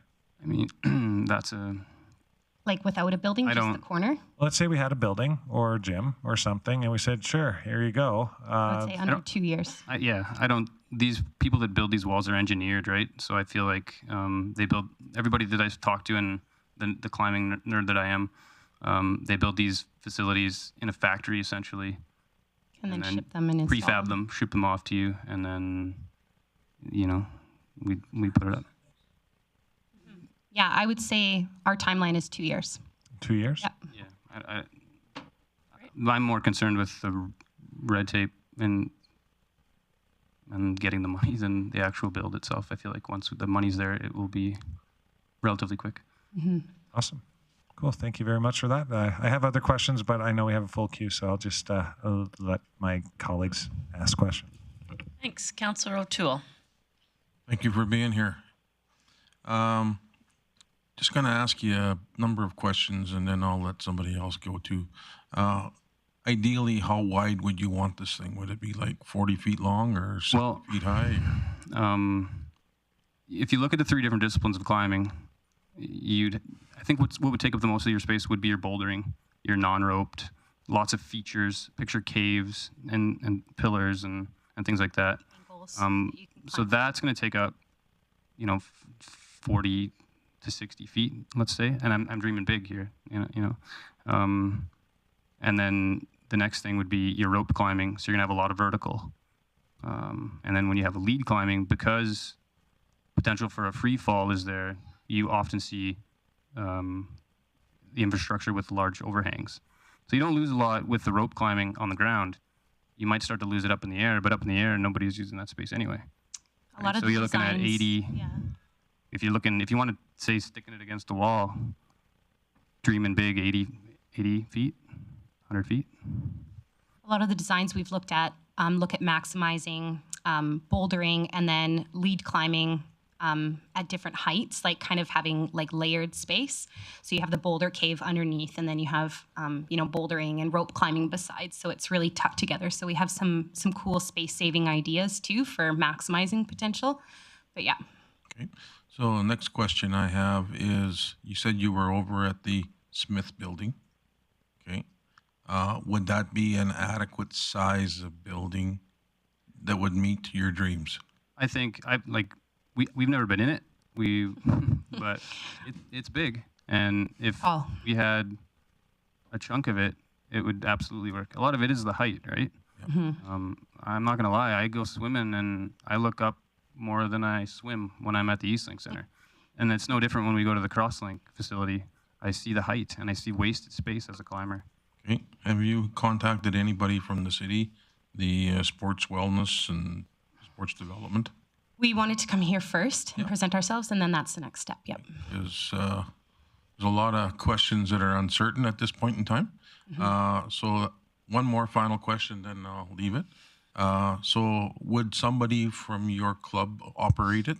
Like, we're going to need coaches and somebody that's trained on what's right and what's wrong? Yes. So this is our idea, is that we would have, I'm not sure what to call it. I mean, I'm a teacher, so I don't know about these things much, but like a leasing agreement where we would partner with the city to operate this facility, as like we would have the coaches and the trainers, and we would have the people that run the birthday parties and the expertise and the proper certification for teaching rope climbing or guiding kids through things like that. So yes, we have the depth of knowledge that we would be the ones operating it. That would be our goal. Okay. Thank you very much. Thanks for that. Councillor O'Connor. Thank you, Mayor Clayton. Thanks so much for coming in. Thank you for having me. It's exciting. Yeah, it is. I like the idea that it's now 3 disciplines in Olympic sports. So I'm assuming height is kind of what I'm hearing. That's in the 3rd discipline. So what's the optimum height that you would need? The competition walls for speed climbing are 40 feet at minimum. And I think we have that in the city. Because again, I've been dreaming for years about a climbing facility, and every time something tall goes up, I make sure I know how tall it is, and we definitely have the height. So.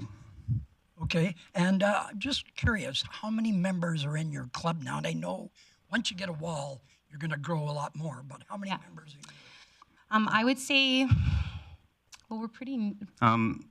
We haven't been. We have on our board. We have. There's 10 of us on the board. 10. I would say, whoops, sorry, I just ate the mic. That in our Grande Prairie Climbing Club, like our unofficial group, before we transferred into a nonprofit, there was about 300 of us. Oh, wow. And that was before the climbing gym closed down. Okay. And yeah, so. I started social media for this a week ago, and we have 110 people who have already kind of came out of the woodwork. We have people here that, we have a gentleman here that moved here 3 days ago, and he said one of the things that potentially hindered his moving to the city was the lack of climbing facility. He was moving from southern Alberta to Grande Prairie, and he has kids that like to climb, and was really disappointed to see that his 9-year-old daughter will have nowhere to climb. But he did it. He's here, so let's help him out. Yeah.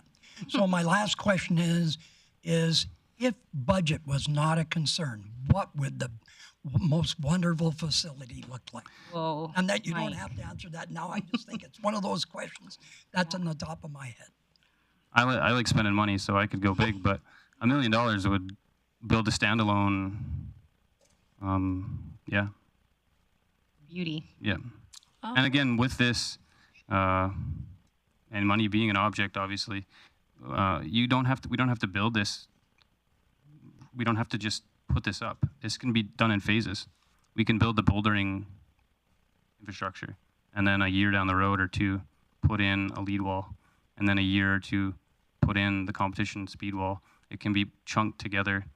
They don't mesh together. They're standalone disciplines. So, we understand that money doesn't grow on trees. So, if things take time. No, I've we tried. Found that out in my 30s. But yeah, this doesn't all have to be done with the snap of a finger. To do it, we want to do it right. So if it's going to take some time, that's completely okay. We just want to support the city, basically. Thanks. Councillor Learners. Nice seeing. Great presentation. A couple of things here. I just so my background, lots of it was in the school districts. And I know they built 3 big high schools in the last 10 years, and it seems to me that it would be we involve ourselves lots with the KMSC at the New Jean Paul, and we've built secondary gyms at Crystal Park or. Not Crystal Park, Mark Clifford, sorry. So there's lots of opportunities, and it's a nice curriculum fit, you being teachers, I'm assuming. Have you looked at that? I know they usually don't have any money, but sometimes there's a good cooperation and there's good synergy with... Well, our athletic development program at the district I'm at does have some money, and they like to spend it on going and doing these things. I have a kinesiology background with an education. My husband's also a phys ed teacher. We can do the school programming. We're really quite ready for it. So the curriculum connections are there, and the schools are ready to bring their school groups from St. Kateri all the way up to St. Joe's. So have you had a chance to talk to the school boards about that at all? When I worked with the Catholic district, I had a small wall built in the school that I taught at, and now that I work with the Peace Wapiti district, there's been conversations with administration, I think we could do it, but I don't feel that it's going to serve the community to put it in one school. I feel like every school wants this programming, so we should have a facility that we could bring every district, from every grade level to. You can't build a world-class facility in 12 different schools, you got to bring the kids to the place where they're going to learn the things, I think, like a swimming pool. Unless somebody's going to build a new school and be willing to facilitate user groups coming in, or this quality of gym that we all think is necessary. I mean, if that was the case, that would be incredible. Much like the theater. Yeah. At JP2.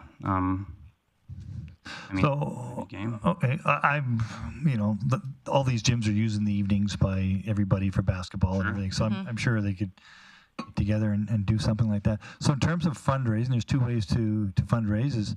We can get the city to pay for it all. That's always a tough nut. Yeah. You can help out. Sounds like you have about 100 people that have lots of enthusiasm. There's lots of groups like the Gymnics and softball and all those kinds that have helped out where they can, how they can. Have you talked to if the college is not doing it, Are they using it? Like, are they prepared to sell it or get rid of it or do something with it? We've talked about we talked about like the soft goods, so like the climbing holds and the things that they're gonna have to liquidate, and they're open to that. And we've talked about kind of an exchange for programming once the time came, if they wanted to run a PAC class, a phys ed class. Because there used to be a climbing class that used the climbing gym, and now they can't offer that. It used to be called like PAC 137 or something, and now they can't offer that. So we thought that an exchange would be a good idea, where they offload all of their amazing climbing holds and features and auto belays and all of the stuff they don't use, and then we do a trade for their programming. Their students can come in and do the PAC 137 class for their phys ed degree in the facility. So you're halfway there. Perfect. Sounds good. It's a plan. Yeah, and we are doing fundraising. So we've applied for grants. We're working with Grande Prairie Sport Council, but capital grant funding is harder to come by than programming grants. And so programming grants are out there, to get our climbing coaches in there and our birthday party runners and whatever. But it's the capital funding that I think is going to be the harder one. I mean, yeah, we're on our way, but we've applied for our Rotary scholarship for this quarter, and sponsorship this quarter. So I'm hoping that comes back positive. I don't know why it wouldn't, but yeah. Okay. We've talked to some corporations as well that are also passionate about the sport, but it's hard to get somebody to open up their pocketbook when you don't have, when it's a pipe dream. Plan. Yeah, my experience actually has been easier to fund for capital than it is for operating. So, oh yeah. Yeah, way easier. And the hard part is doing it afterwards. So good to hear. I think there's hope there. Great, thanks. Yeah. Thanks, Councillor Liners. Councillor Blackmore. I've been to the climbing wall that I think is on Argyle Road in Edmonton. I think that's privately owned. Vertically inclined. Yeah, that's privately owned. Have you, if someone who's listening to council tonight, because we know so many people listen to council, if someone's out there and they want to contact you and say, hey, I have a great idea and I'd like to work with you, tell us again how they would contact you.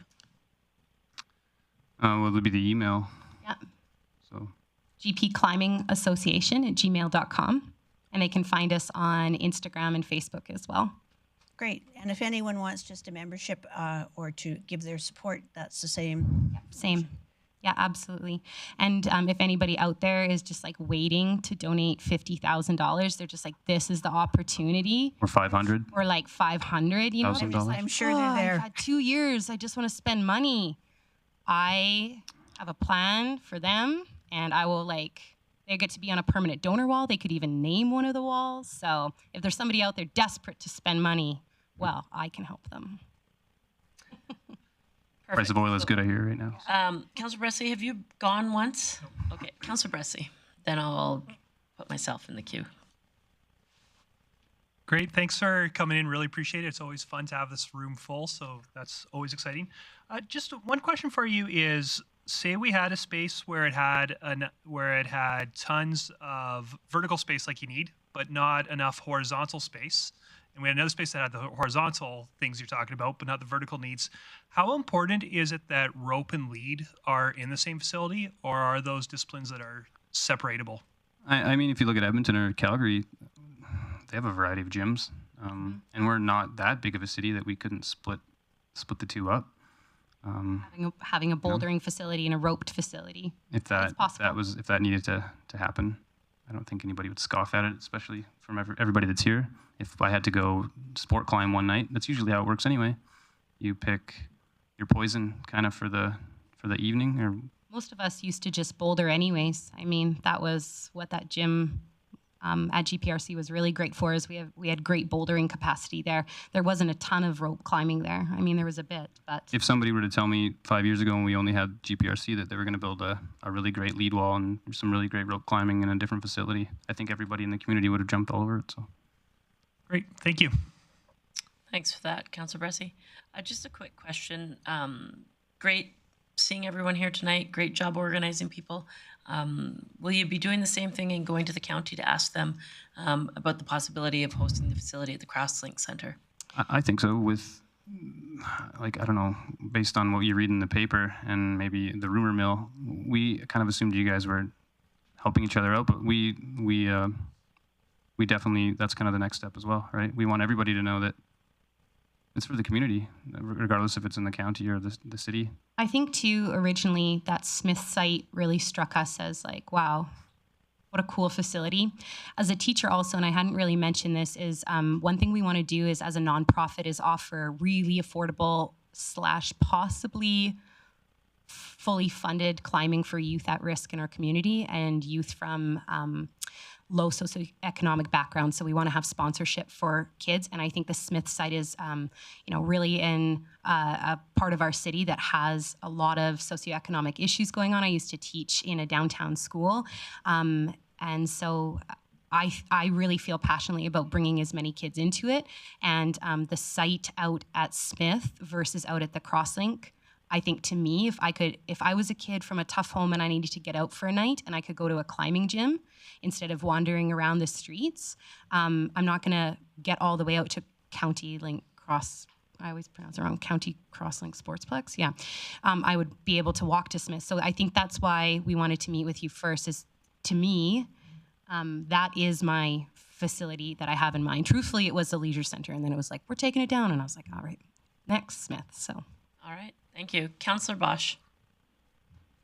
Thank you, Mayor Clayton. I have one more question. I have lots of questions, but if you're thinking outside the box and big already, I don't know if this is a possible thing or not. Can you, let's say it was at the Smith Center and you had indoor, can you also have outdoor? I mean, you can, but it's with our climate, it's difficult to climb the way we'd want to climb, I suppose.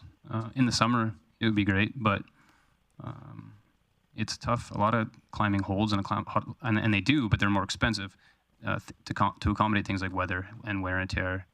And as the temperature goes up and down, the bolts that hold the rocks on tighten and loosen. So you grab it and then it might twist, which becomes a danger. Like we used to have, lots of people here have outdoor climbing walls like on the fronts of their sheds, and we're those people in your neighborhood that put climbing walls on their fences. So that's us.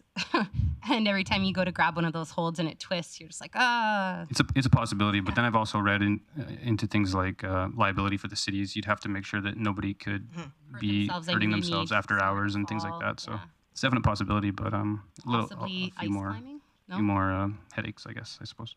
Okay. What about an ice wall? That's another meeting altogether. We also ice climb, a lot of us, so that's a different meeting, I guess. Great. Councillor Berg. Yeah, thank you. So I am familiar with the climbing wall in Canmore, and I know just on the outskirts of Calgary on the Trans-Canada Highway heading west, there's a big, spectacular new building. So to help us visualize what you're looking for, is there an example currently in Alberta that we could Google just as a reference? So that's great, Grant, because that's one of the examples I actually had. If you were willing to give us the space, it is a very space-saving gym. You have the bouldering on the one end, and you have a short hallway essentially, and then you have the rope climbing. And that's world class. Like that's. And you're referring to Canmore? That's right. Yeah, yeah, it Canmore is a beautiful facility. Doesn't take up a lot of square footage. And they do have like the other side of that hallway essentially, but that would be good enough. Okay, thank you. Yeah. Thanks for that, Councillor Thiessen. Thank you very much, Mayor Clayton.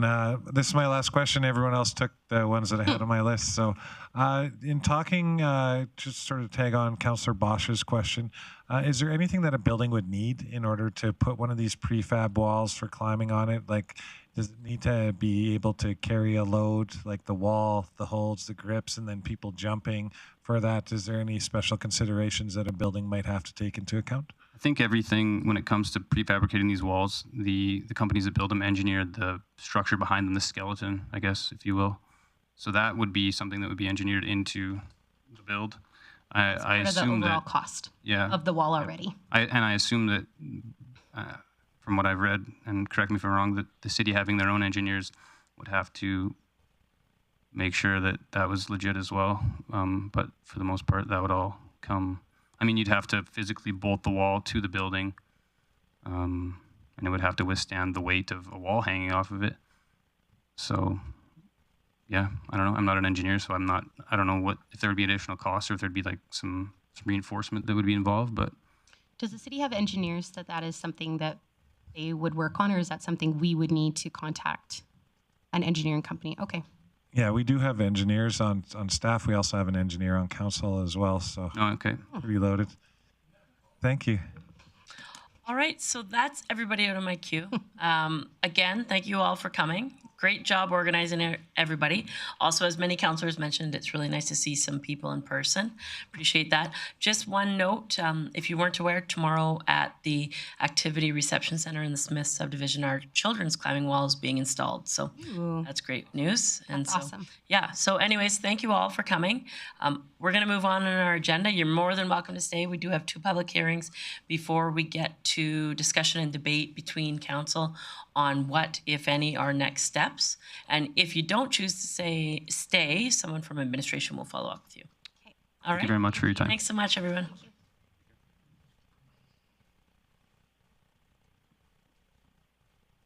Just give us a minute here. I need to get back in my e-scribe. All right, so moving along, we, as I noted, have 2 public hearings for tonight. Public hearing 14.1 is, give me a second, amendment to the Kensington Area Structure Plan, bylaw C-1442. I'm going to call this public hearing to order and look for introduction from administration. And I'm just going to wait a minute while we get the council chambers lined up. And then I will, Mr. Welton, I think is, there we go. Mr. Welton's online, so I'll look to Mr. Welton for an introduction. All right, thank you, Mayor Clayton. The city has received an application to amend the Kensington Area Structure Plan. I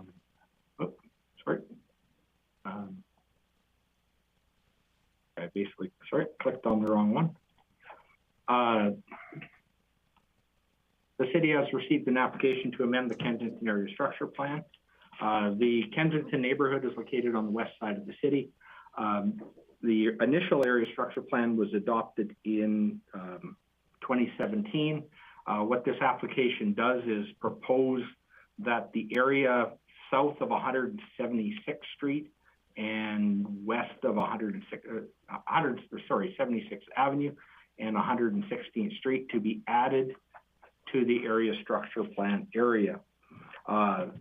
Due to the, the scope of the changes, our Legislative Services Department has recommended that this be adopted with a new bylaw number. The area that is being added to the ASP area is highlighted in red. It is, like I said, to the west of 116th Street. It abuts the Flying Shot Lake. The Pinnacle and West Point neighborhoods are to the east, and the existing Kensington area is located to the north. The amendment conforms to several of the of Council's strategic plan result definitions. With respect to environmental impacts, the area abuts the Flying Shot Lake. As a result, as part of the outline plan process, which would be some future next step in the development of this area, the landowners and applicants would be required to submit a biophysical report, geotechnical and top of bank reports, a stormwater management plan, and a Flying Shot Lake flood study. And those all reports will identify any environmental sensitivities that need to be mitigated as part of the outline plan and future subdivision process. Once fully developed, the area would accommodate approximately 2,970 additional residents. The area is, the concept includes a large open space and green space along Flying Shot Lake. Much of Flying Shot Lake, the area around Flying Shot Lake has been subdivided already, and a large number of these areas have environmental reserve. There are areas within this plan area that have not been subdivided, and therefore environmental reserve adjacent to the lake has not yet been taken. The area is, this area that's being added to the Kensington Area Structure Plan was annexed in 2016 with the intention of future residential development as shown in the intermunicipal development plan. And so the proposed ASP is consistent with the intermunicipal development plan. It is also consistent with the municipal development plan, which identifies the area for residential development with open space adjacent to Flying Shot Lake. This shows the current and proposed land use plans. the colors have changed slightly, but for the area north of 76th Avenue, the plan is identical. What this proposes to do is to add the land south of 76th Avenue. The yellow is low-density residential, which would be single and semi-detached. There's a couple of brown areas, which would be multifamily, medium-density multifamily, townhouses, and potentially four-story walk-ups. And the green area represent a combination of environmental reserve and municipal reserve. What the plan does propose is the large park adjacent to the lake, which provides public access and views into the lake, because right now there is very limited access around this part of the lake.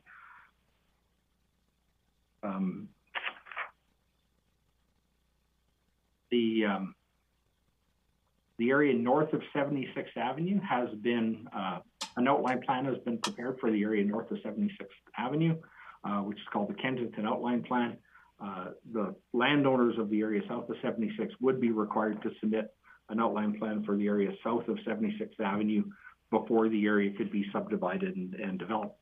As part of the process, this area structure plan will not rezone the land. The area will retain its current zoning until an outline plan is adopted. But for now, the zoning stays as it is. As part of the process, our engagement with the public and surrounding landowners, an online open house was held. Letters were sent to surrounding landowners, and notices were put onto the city's public notices website. As a result of the open house and other engagement, we received a number of responses, which are attached, I think, as attachment 2 to the report. I think there was like 16 emails and letters, 14 opposed, 1 was in support, and then another one suggested the provision of open space and trails. And open space and trails are included in, as shown on map 6 of the area structure plan. And the responses or comments that were opposed to this generally related to obstructing the views of Flying Shot Lake. The area in Pinnacle and West Point, there's an area which is elevated, and so the landowners whose houses back onto 116th Street can kind of look out their back doors and decks down towards Flying Shot Lake, and they appreciate the views of the lake. Impact on traffic, impact of construction such as noise and dust, the impact on the environment, and opposition to multifamily development. As I mentioned before, the area can be developed. An outline plan would have to be adopted for the area south of 76th Avenue, and the zonings that would be put in place at that time. The amendment is consistent with the intermunicipal development plan and the municipal development plan. Residential development is the reason why the city annexed this land in 2016, and therefore we are recommending that council give this bylaw first, second, and third reading. And I believe Bailey Nagy is there representing the applicant, Bairstow. And thank you, Mr. Mayor, or Madam Mayor.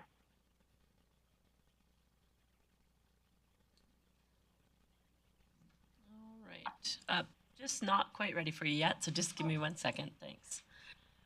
Just going to ask if there's questions for administration.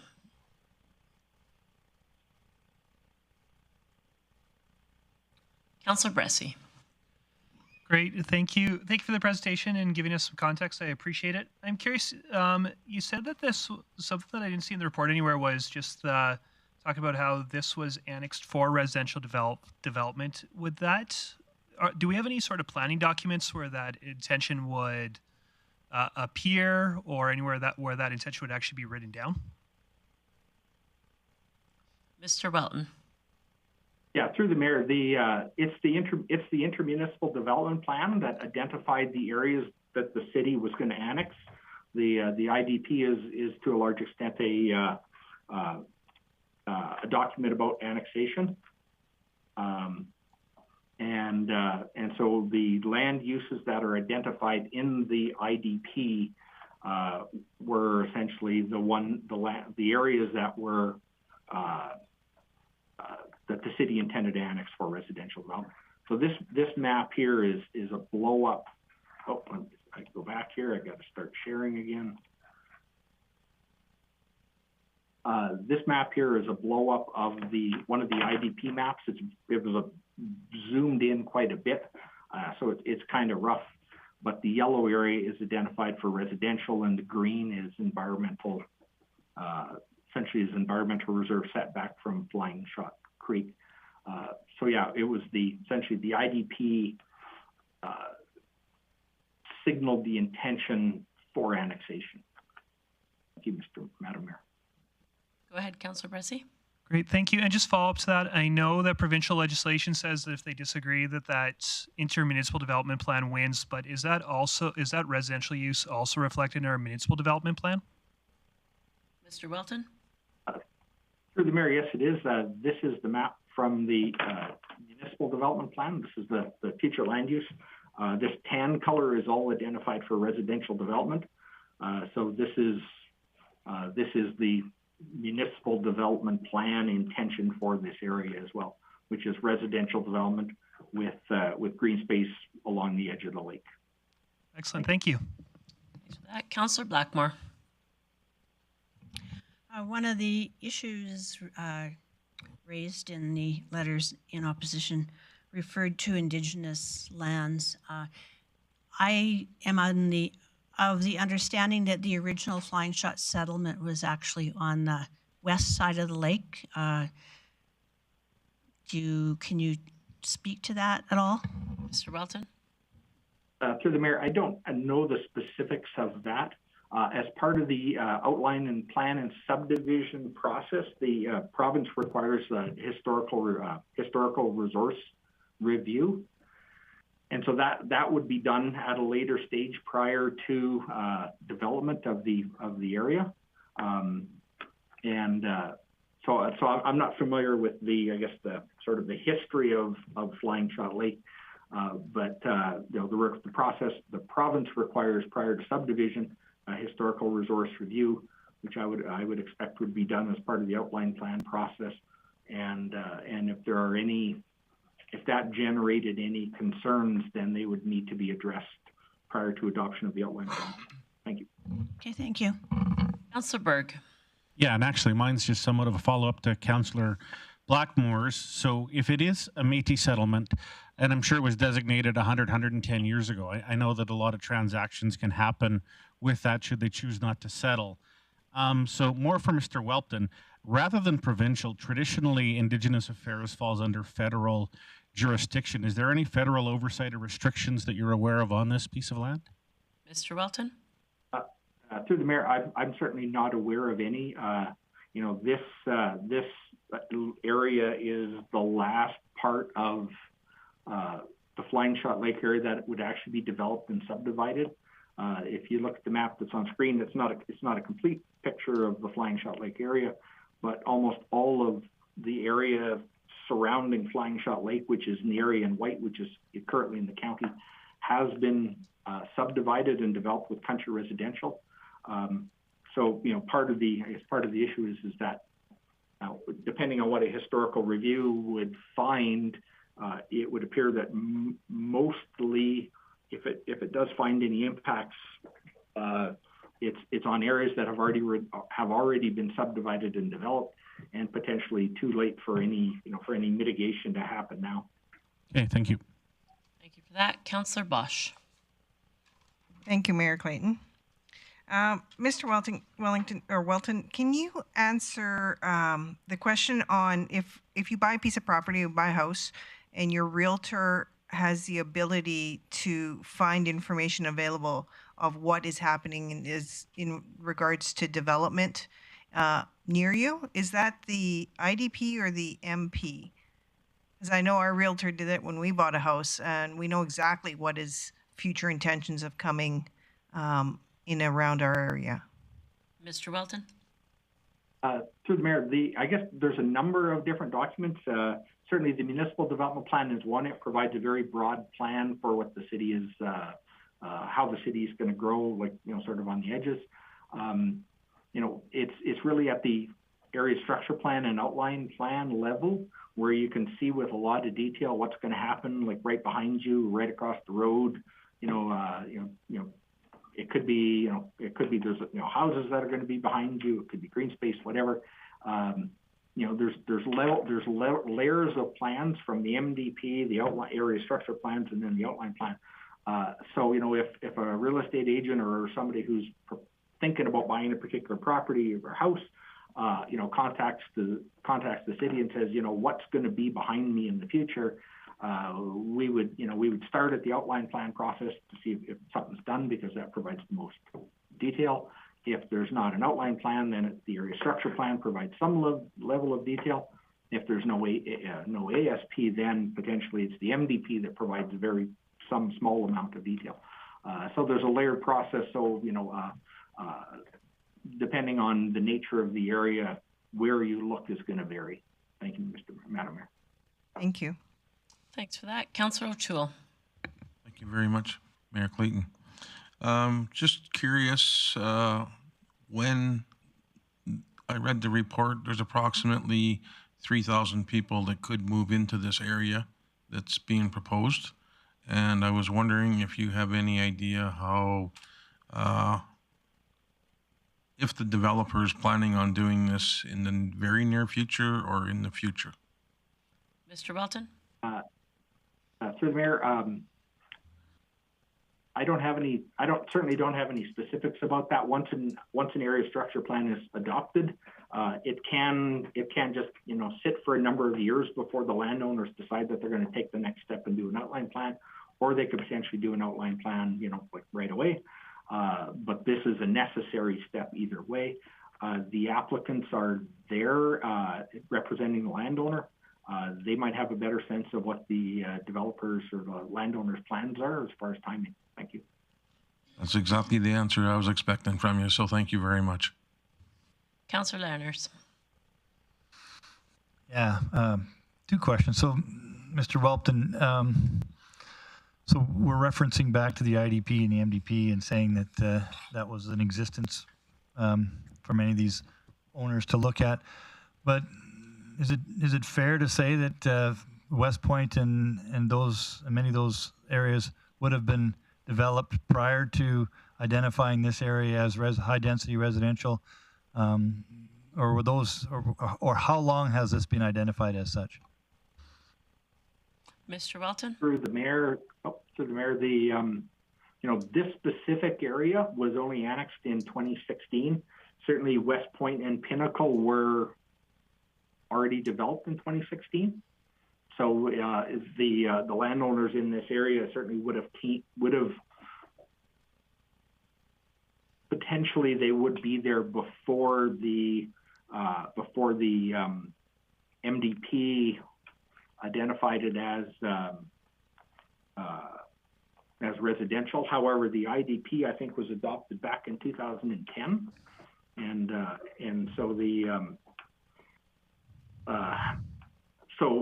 as far back as about 2010, this area was identified in the IDP and through the annexation process or an annexation negotiation process for future city residential. So it's been the better part of more than a decade, I think, since this area was slated for city residential development at some point. In addition, the area is actually some of the areas actually zoned URR, which is urban reserve residential, which is like a county zoning, but it also reflects that the intention was that this area was going to be annexed into the city and developed for city urban density residential. Thank you. Yeah, I'll ask another maybe not quite as obvious question, but I've done area structure plans where I guess this looks like a lot of little parcels involved in this area structure plan. Have all the owners, are they all actively participating in it, or some are kind of just following along? Like, is this full participation from all the owners, or some just abstaining and letting it ride as per se? Mr. Welton? Through the mayor. certainly all of the landowners are aware, and as far as I know, are in support of this.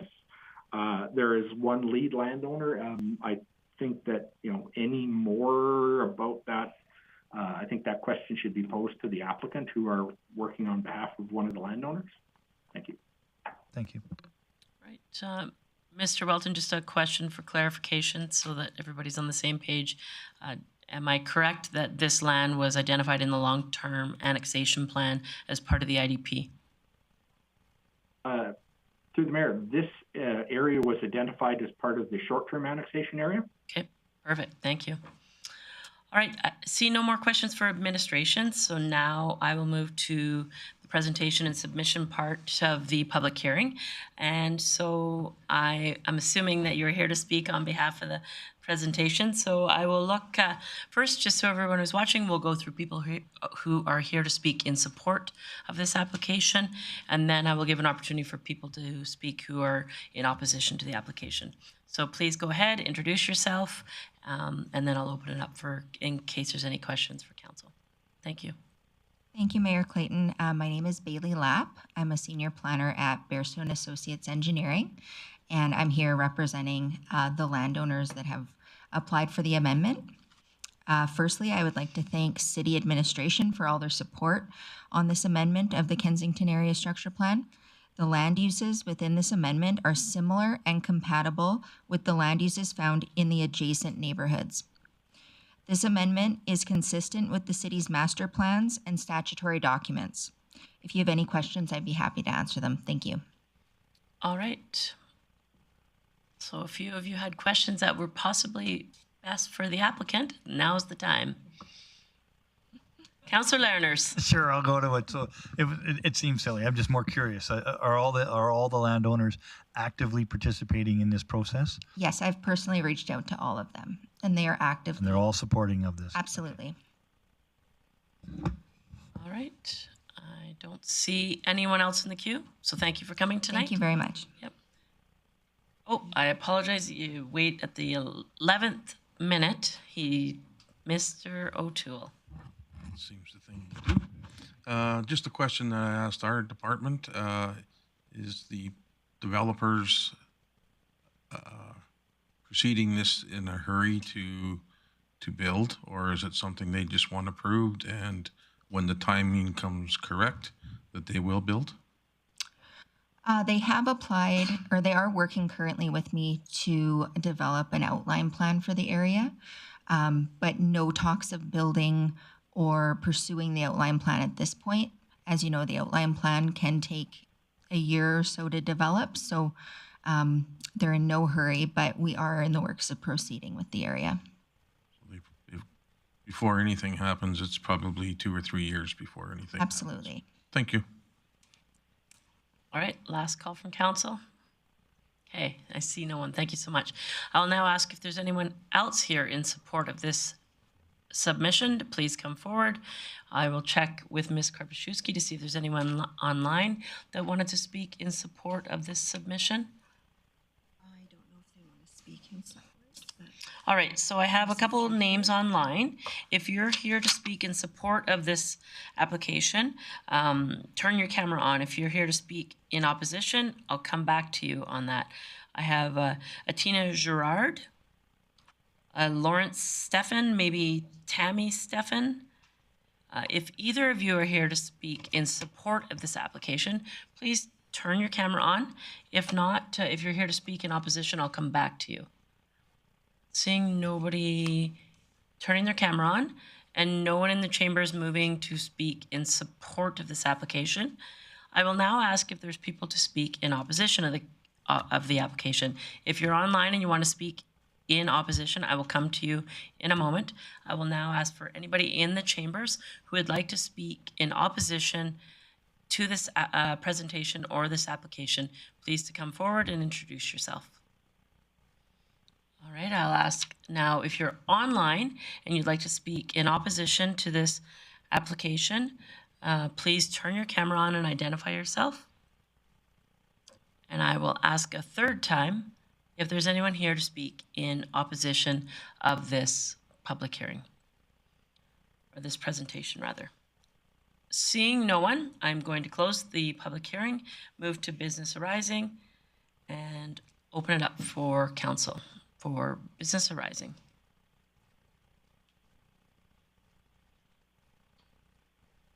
If council has no interest in this public hearing, all right, Councillor Bosch, thank you. Thank you, Mayor Clayton. I move that council give first reading to bylaw C-1442, being the Kensington Area Structure Plan. All right, so that motion is in order. No debate or discussion in first reading. I'll call the question. Please vote.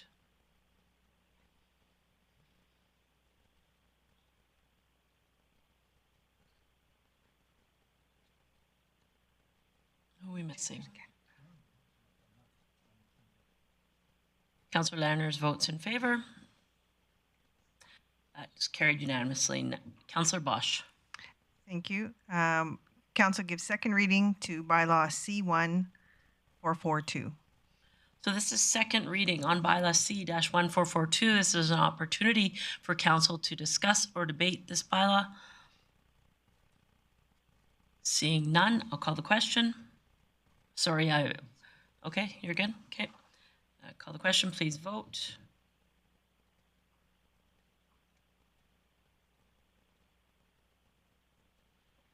That is carried unanimously. Councillor Bosch.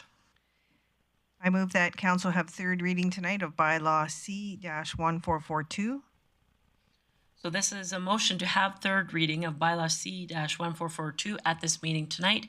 This must pass unanimously in order for us to have third reading here tonight. I will call the question.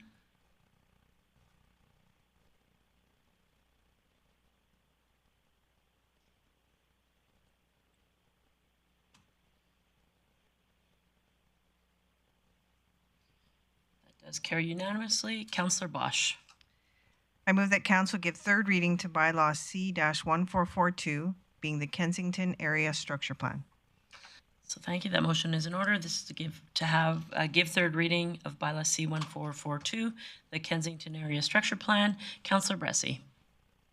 Great. Thank you, Mayor Clayton. I will vote in favor of this. I did the other two readings. I think that this is why this land was annexed and that it was set aside for this land. It has been for well over a decade. At the same time, I do want to acknowledge the landowner concerns, the letters that we did get. I did read those, and that's why I wanted to ask questions about the MDP and the Municipal Development Plan. And for me, it's pretty clear that this has been, use like this has been the plan for this land for a long time. And I really do feel for people who didn't know that when they bought and whose realtors might have, if a realtor told them, hey, that's going to be a field with a pretty lake forever, then I really feel for that person and shame on that realtor.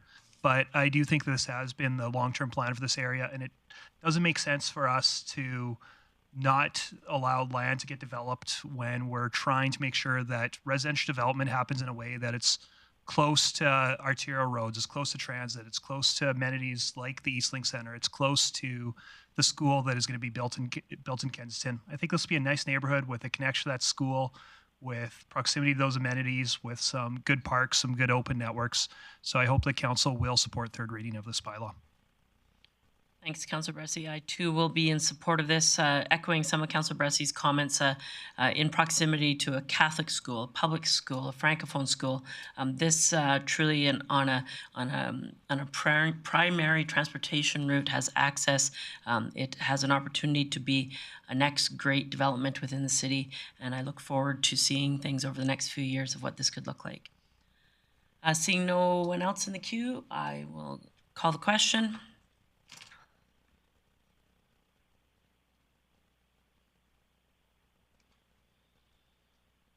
And that's carried unanimously. Thank you for that. Moving on to item 14.2. I'm just going to get loaded up here. If you give me one moment, please.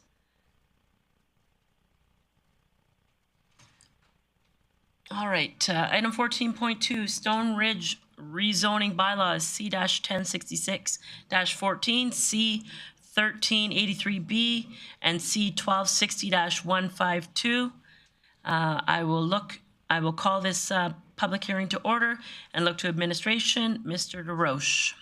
Thank you, Mayor Clayton. Members of council, we're here to discuss a proposed rezoning from medium-density residential to general commercial in the Stone Ridge neighborhood with 3 bylaw amendments. So the proposed rezoning is to go from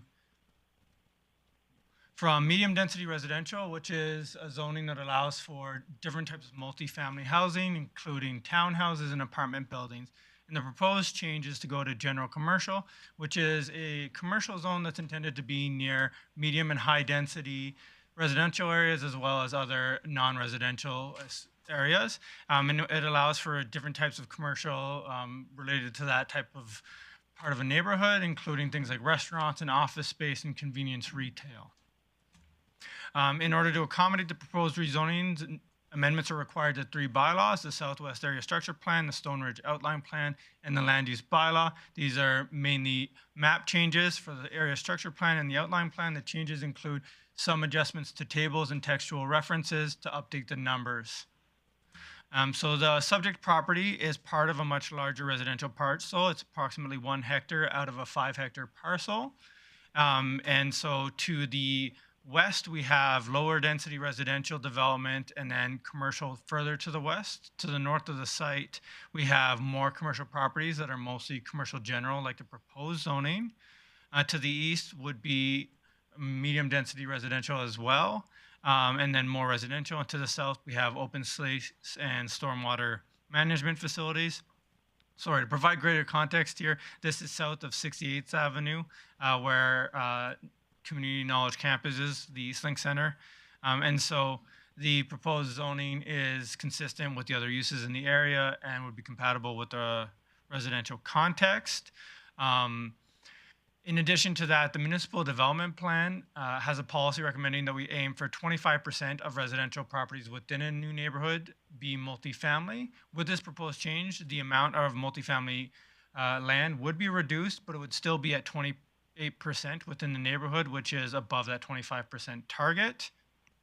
And so based on this analysis, administration is recommending approval of the bylaws. Now we're recommending 3 readings of all bylaws, but I've been informed by the applicant that they would like to defer 3rd reading on the actual land use bylaw amendment. And so the applicant's representative is here and would be able to speak to that during the delegation portion of the public hearing. So thank you, and I welcome any questions.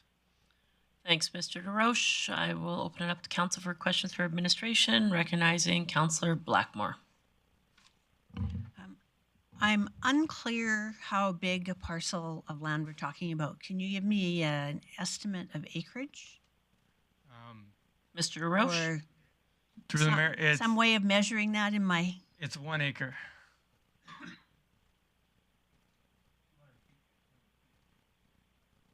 Thank you. That's all it is? 200 feet by 200 feet? Like 1 building? Mr. DeRoche? Through the mayor, yes, it would approximately accommodate a building. Okay. Okay, that's fine. Okay. Councillor Berg. Yeah, thank you, Mayor Clayton. So I guess mine, would be an extenuation of the last conversation where people that bought homes had no expectations. Where have the residents that back onto this piece of land, if it's developed, have they been surveyed yet on what they feel? Mr. DeRoche? Through the mayor, so the applicant did do pre-consultation as part of this, which included sending information pamphlets to the adjacent property owners. They were also notified of this public hearing through a mail out directly, and there were signs posted on the property. So they would have been informed of this application, and administration hasn't received any responses. Okay, thank you. So I'm just going to jump ahead of you for a second, Councillor Bresley. On that notification, there's obviously some bare land around that. Was the closest residentials consulted, or just as the minimum expectation of consultation? Through the mayor, so the closest property. So we do, we have... So can you pull up your map there for me? Again, that showed so basically, the residential that's to the right would be to the east. Are they inside the consultation area or no? So to clarify, you're referring to the single detached homes to the east? Yes. No, they are not within that range. Okay. But the residential that is adjacent, that would be southwest, those ones would have been consulted with. Yes, the ones within the 50-meter range. 50 meter. Okay, thank you. Councilor Bressie. Great, thank you. I know you said that this would bring the total multifamily land in the development down to 28%, but what percentage of existing multifamily potential units in this land does this reduction represent? Mr. Roche?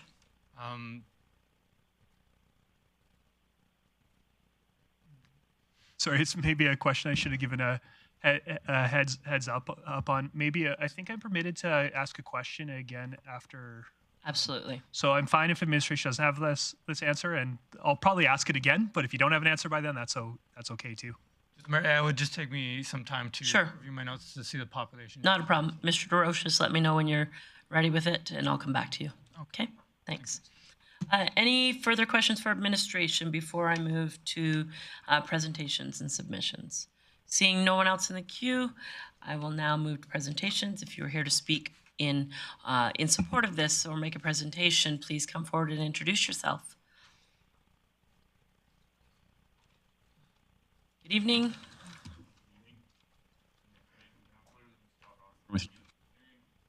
I'm here on behalf of the developers as their applicant for this file. I think Mr. Drosh has covered most of the things that I wanted. I appreciate the cooperation that we had through this. It was very fast, and we've actually noticed that recently that a lot of our applications are coming through a lot quicker than they have in the past. So, it seems very reactive, which is quite nice from our side. So, a couple of the items that got brought up, I can give a little bit of clarification on.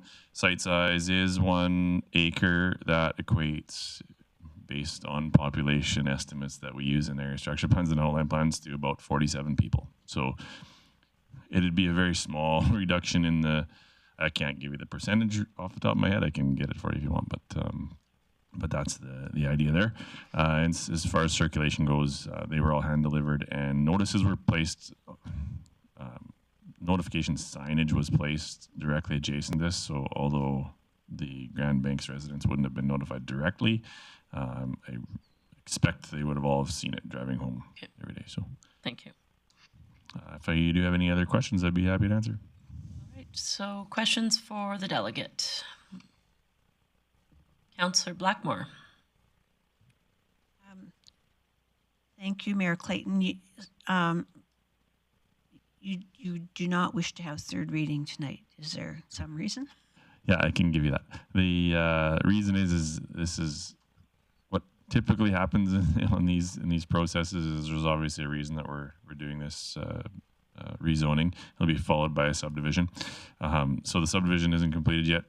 We can't apply for the subdivision until the rezoning's through. So they want to ensure that they're working on a land deal right now. So and they've got. I've been talking to these guys for probably 6 months, and they've got a business that's ready to go there. Their deal is in place, and they're just waiting for financing and a couple other conditions to clear. So just a timing thing primarily. So it's just going to be a delay of 2 weeks, so.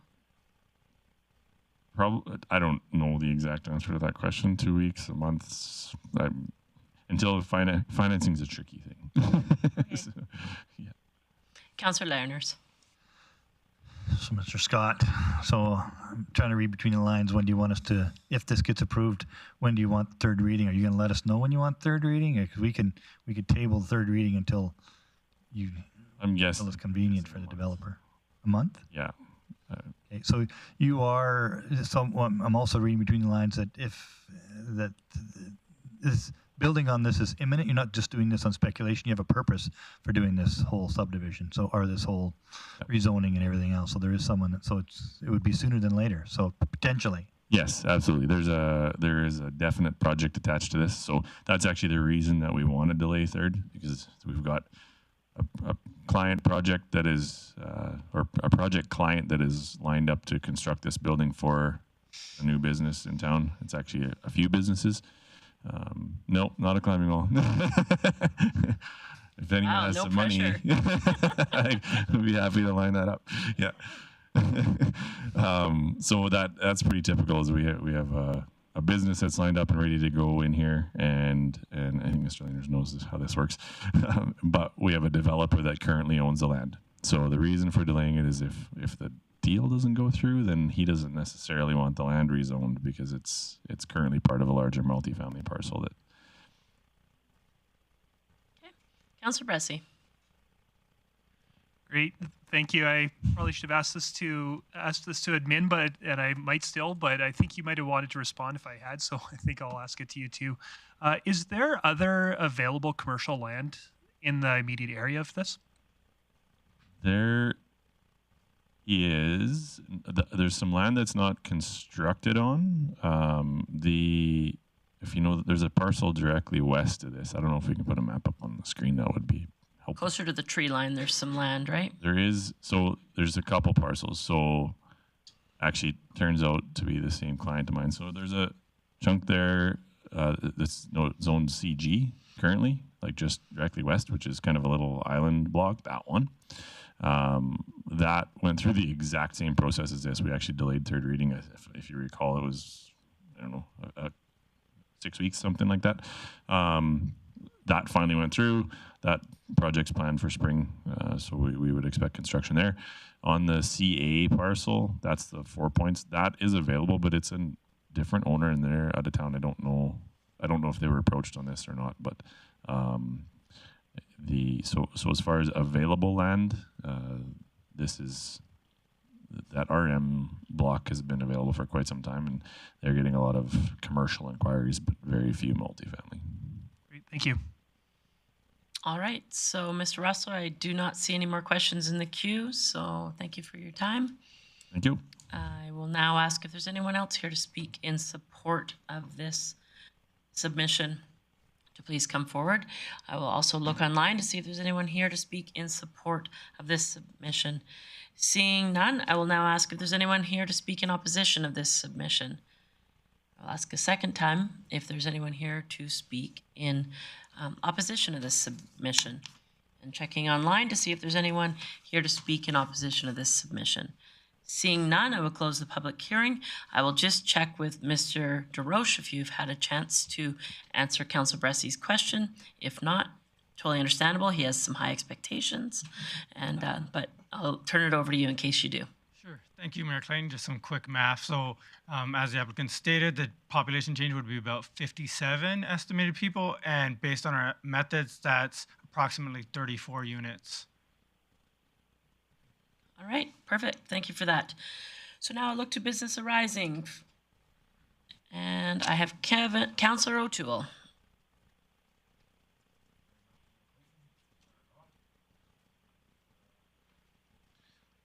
I give the first reading to bylaw C-1066-14, being an amendment to the Southwest Area Structure Plan.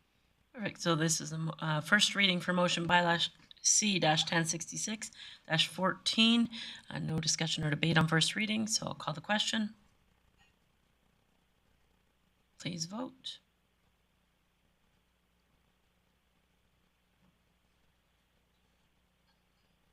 And that's carried unanimously. Councillor O'Toole. I move or give second reading to bylaw C-1066-14. Perfect. The motion is in order for council to give second reading to the bylaw. It's an opportunity for discussion and debate. Councillor Bressy. Great, thank you, Mayor Clayton, and my apologies, Council. I'm going to ask for a little bit of indulgence as I explain my thinking behind this, but I think I'm going to be voting no to this, and it's one that I've thought about a lot over the weekend. And for me, it really is thinking about long-term versus short-term decision making, and B, how optimistic I am about growth here in Grande Prairie. And I think in the short term, I feel a lot of pressure to really support development. And really, I get excited whenever somebody's saying that they want to build something when we just feel like we're just coming out of some hard times. So short term thinking, absolutely, we should be doing everything possible to get development going. But I also think we do need to be thinking about what does our land look like 50 years from now. And for me, I truly do think that I'm optimistic that we're going to see a lot of growth in Grande Prairie. And I'm optimistic that we're going to see a lot of people moving here. And when they do, this is a neighborhood that if we get growth, I can't imagine this neighborhood not being fully built out and fully developed in the next 5, 10, 15 years, however long it is. I think this is going to be fully built someday. And when that does happen, I think if we don't have as much multifamily as we can get in it, there's going to be people really going, gee, that seems so silly. Right across from 2 high schools, right across from your biggest, prettiest swimming pool, right across from your synthetic turf field. And by that time, it'll probably be 2 synthetic turf fields, right across from a twin ice arena. You didn't preserve all the opportunity you could for multifamily. I think that would be a real shame if this neighborhood gets fully built out, and I think it will someday. And so for me, maybe 47 units isn't a lot, but I think that is 47 less people living there. And in most neighborhoods where it's the developer who's doing all the investment to make the neighborhood livable and great to live in, I really do think let the market decide. But this neighborhood really is different for me because I think that this neighborhood really is desirable because of literally the hundreds upon hundreds of millions of dollars of public investment that's right across the street. And I think that when us in the province have invested that much money, we should be preserving multifamily opportunities to be in this neighborhood. And so for me, it's as hard as it is because I really do appreciate where we are right now. Thinking a couple decades in the future, I think I need to vote no to this. All right. Thank you for that. Councillor Berg. Yeah, thank you, Mayor Clayton. I actually will be in support of this. I do know a few families actually in the Grand Banks area, and I don't know exactly what type of structures will be built on that multifamily, but I know there is some concern from some of the residents is that it could be some high-rise buildings, which would really affect the aesthetic of what their area is. So I'm not opposed to seeing this commercial development go in based on conversations I've had with people in the Grand Banks area.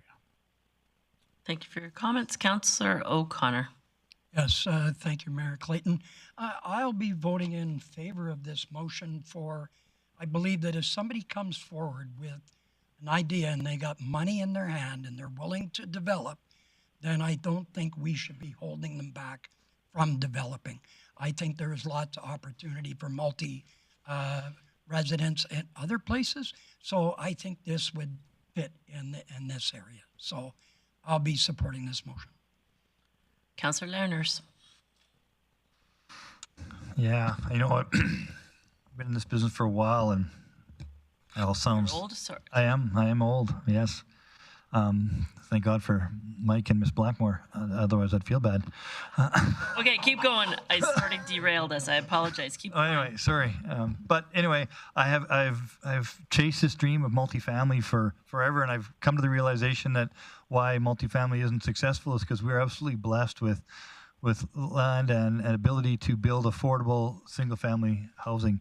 And we just approved tonight, another 2,700 lots that are just down the road from this. And it is a community knowledge campus. That means it's for the community and not just necessarily people that are kind of right beside it. I don't think that's Mr. Bressy's intent, but it is for everybody. And I think that purpose is still served. Now, commercial is, I think it gets perhaps sustained, but to me, a commercial entity is somewhere that you can gather for business and for food and for recreation and all those other kinds of things. So I see that as another opportunity. This is a hub. It's on a major arterial road. It is designed and has the ability to service that type of business. So I would concur that this makes sense, and I'll be voting in favor of it. Thank you for that. Councillor Blackmore. I'm going to vote in favor of this for the reasons that Councillor Berg stated. This is already a nicely developed commercial strip. It looks good. It attracts a lot of commercial business. And I think adding one building, whether it be residential or commercial, isn't going to make a big difference in the neighborhood. I think it's going to continue looking like a good, well-built neighborhood. And I'm not that old, Councillor Lerners. Thank you for for your comments. Just quickly, I too will be in support of this. I believe that there's currently a great mix of housing opportunities there. It's not just single family. There are entry-level houses in that. There are some rental accommodations in that area. It's a good mix of commercial. There are adjacent subdivisions that also have mixed use. Not mixed use, multiple types of housing. So I think that this is a good opportunity for us to have a nice mix between commercial and residential. I don't see anyone else in the queue, so I will call the question on second reading.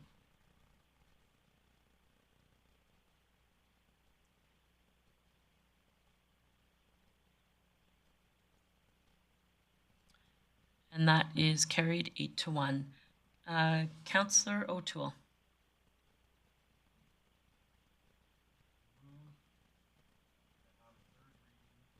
Law C -1066 14 tonight. Right, so this is a motion for us to be able to have third reading here tonight. It must pass unanimously in order for us to have third reading here tonight. Recognize Councillor Bressy. Sorry, maybe I'm just behind the game, and even though I voted no, I would vote yes if council wants to have this reading tonight. I wouldn't want to hold it up. But am I misunderstanding wrong? Was it all three bylaws that the developer was hoping we wouldn't have third reading for, or it's just There's just one. Okay. Number 12. Right? Okay. Mr. DeRoche, as you presented, there was 2 that were going to have third reading here tonight and only 1 that wasn't. All 3? Okay. Yeah. All 3 So, at the same time. no, we will defeat, the preference from the applicant is to defeat the motion to have third reading here tonight. I was misinformed. Sorry. That's not your fault. All right. We are. So. Go ahead, Dylan. It's on you. So, sorry, did you have anything else, Councillor Bressy? No, like I said, I would have voted yes if it was council's will to have this. I wouldn't hold it up just to be the one to hold it up, but I'll vote no for obvious reasons. All right. So I'll call the question.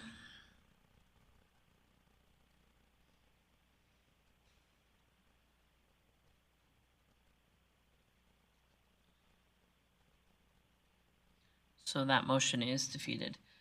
I will now move, Councillor O'Toole, if you would like to move to item 5 in your package. Yes. Thank you. Move to give first reading to bylaw C-1383B, being an amendment to the Stone Ridge Outline Plan. Thank you for that. No discussion or debate on first reading. This is on bylaw C-1383B, an amendment to the Stone Ridge Outline Plan. Call to question. Please vote.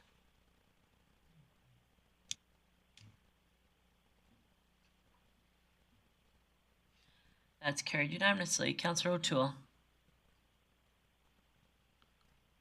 I move to give second reading to bylaw C-1383B.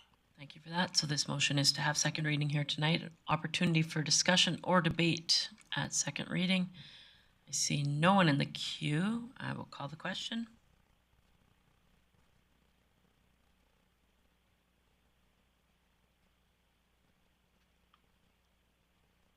I vote in favor. Councillor O'Toole in favor. And that's carried 8-1.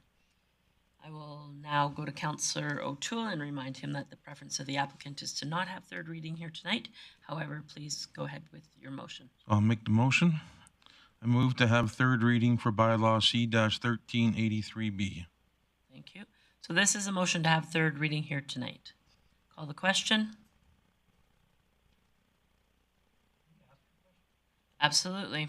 If you could just clear the queue. Councillor Lanners. Yeah, so I'm not sure how this works. Maybe you can help me with the protocol. Because this normally bounces back in 2 weeks, I presume, or does it come back when we tell it we want it to come back if it fails, or how does it normally work? Maybe you can help us through that for us newbies here. Thank you, Mayor Clayton.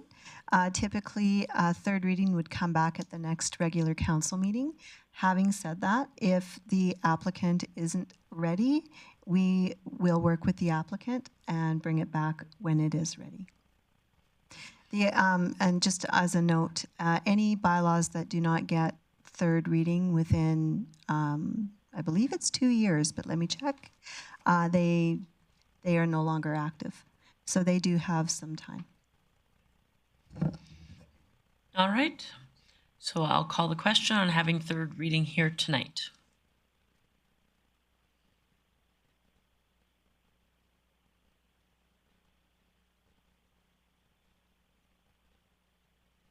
Not in favor. Councillor O'Toole votes in opposition. That is defeated.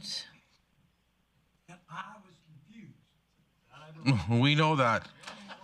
All right, moving along. Councillor O'Toole, item 9 in your package. I move to give first reading to bylaw C-1260-152, being an amendment to the land use bylaw. Perfect. So this is a motion to have first reading here tonight on bylaw C-1260-152. No discussion or debate on first reading. Please vote. In favor. Councillor O'Toole votes in favor. That's carried unanimously. Councillor O'Toole. I move to give second reading to bylaw C-1260-152. So this is a motion for second reading, an opportunity for discussion or debate. Seeing none, I'll call the question.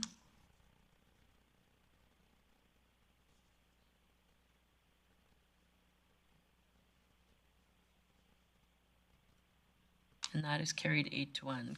Councillor O'Toole. And I move to have third reading for bylaw C-1260-152 at this meeting. So there is no confusion. The preference of the applicant is to not have third reading here tonight, but the motion is to have third reading of bylaw C-1260-152. I'll call the question. Sorry, Councillor Lerners, I missed you in the queue. Oh, wait, you weren't. So another question, kind of a point of order. So is it even necessary if, like a lot of councils I go to, they won't even necessarily request a third reading in this event because they don't want it. Is it necessary that we do it?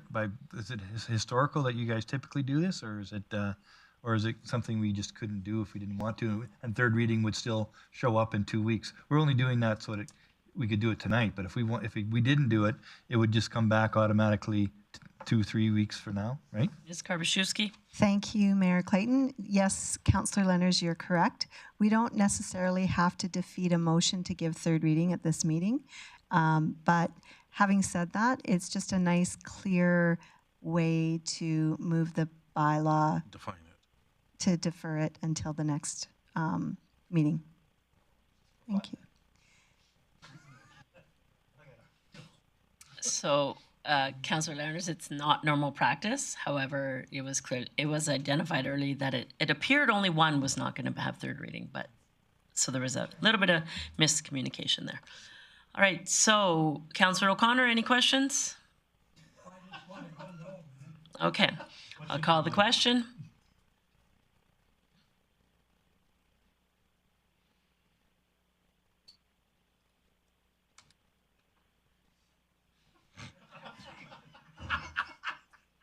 Of my job. All right, so that is defeated. So thank you to the delegations. Appreciate that. Moving on to delegation business. We had one delegation here tonight, the Grande Prairie Climbing Association. Look to council to see if there's any business arising. Councillor Bressie. Great, thank you, Mayor Clayton.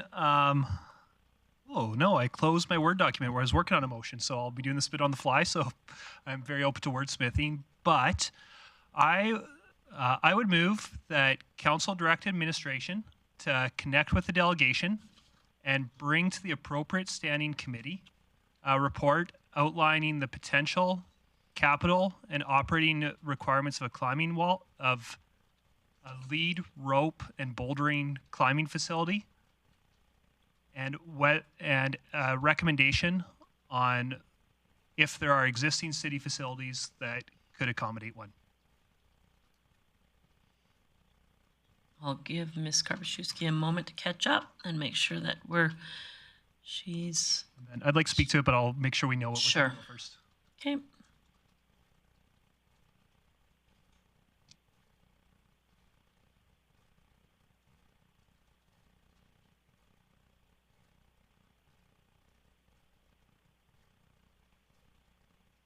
So, Councillor Bressy, could you please repeat that just one more time for me? Oh, no. All right. I would move the council direct administration to bring a report to the direct administration to connect with the delegation and bring to the appropriate standing committee a report outlining the potential capital and operating requirements of a lead, rope, and bouldering climbing facility, and a recommendation as to whether or not one could be accommodated within an existing city facility. If you don't get every word right, that's okay. I love eScribe for that, so they can see it. And just to speak to this, Mayor Clayton, really appreciate the delegation's passion, really appreciate the delegation's work. I knew they were going to bring some folks. I don't know if I quite thought that they'd bring even half that many folks. And I think it really does show the energy that they've got behind them. And I think that it's great to hear from them what those costs are, but it'd be great to have approximate costs on a piece of paper. It would be great to get administration to start wrapping their head around what this might be looking like, and then we can have the next phase of this conversation. I really appreciate that they're hoping to get creative about fitting existing buildings. Have no idea if we've got the structural need or the height or anything like that in the Smith Activity Center. I could also think of some other places where maybe this could be accommodated, but I think it's prudent to have administration do a little bit of work with the delegation to better understand their needs, then bring it to a committee, and then we can figure out are there next steps we want to take. All right. Thank you for that motion. I don't see it there yet, but that's okay. I'm going to move through the queue. Councillor Blackmore. I'm certainly not opposed to the motion, and I think it was heartwarming and wonderful to see that many people and their children show up at council. It doesn't happen very often, so that's pretty interesting. My understanding is that this study that I can't remember the name of that's currently being done, the sports rec and culture study, should identify this as a need in the community. So I'm not in a hurry to ask administration to bring back a report, because some of this information should be captured in the study that's currently underway, if indeed it is to identify gaps in sports, rec, and culture in the community. All right. Councillor O'Connor. Yes, thank you, Mayor Clayton. I'm in support of this initiative. I think I think we need to take charge and allow things to happen in the background. It might not happen right away, but I think we should do this and not just wait for the study to come out. So I think this has potential for helping our community. So support you, buddy. Even though in my day. So I'm just going to jump ahead of the queue for a minute here. A question for Ms. Cajolet. Based on the motion as it is, tell me how, in conjunction with the sport and culture survey, this will come to fruition. Will it be ahead of it? Will it be, is this a relatively easy thing for administration to undertake? What do you see the timing of this? Thank you, Mayor Clayton. I think it certainly is work that can be done at any time. There would be value in receiving the feedback from the recreation and culture surveys that are currently underway to know how big of a sort of request this is and how much support there is. But certainly as council sees fit, administration could prepare a response. Okay, and to confirm, I think I saw somewhere the sport and culture survey closes beginning of April. So currently, through the chair, the household survey is open until the 18th of March. The community group survey went out just last week and is open until the beginning of April 4th, I think. Still a youth survey component to be done. And then the next phase of the entire engagement strategy is to do some interviews with community groups and some of our partner agencies. So the draft of the Rec and Culture strategy is due approximately at the end of June, and then with a final strategy to be presented in September. So certainly somewheres between the end of April and June, I would expect to have more of the sort of input from the community available. Perfect. Thank you for that. Councillor Bosch. Thank you, Mayor Clayton.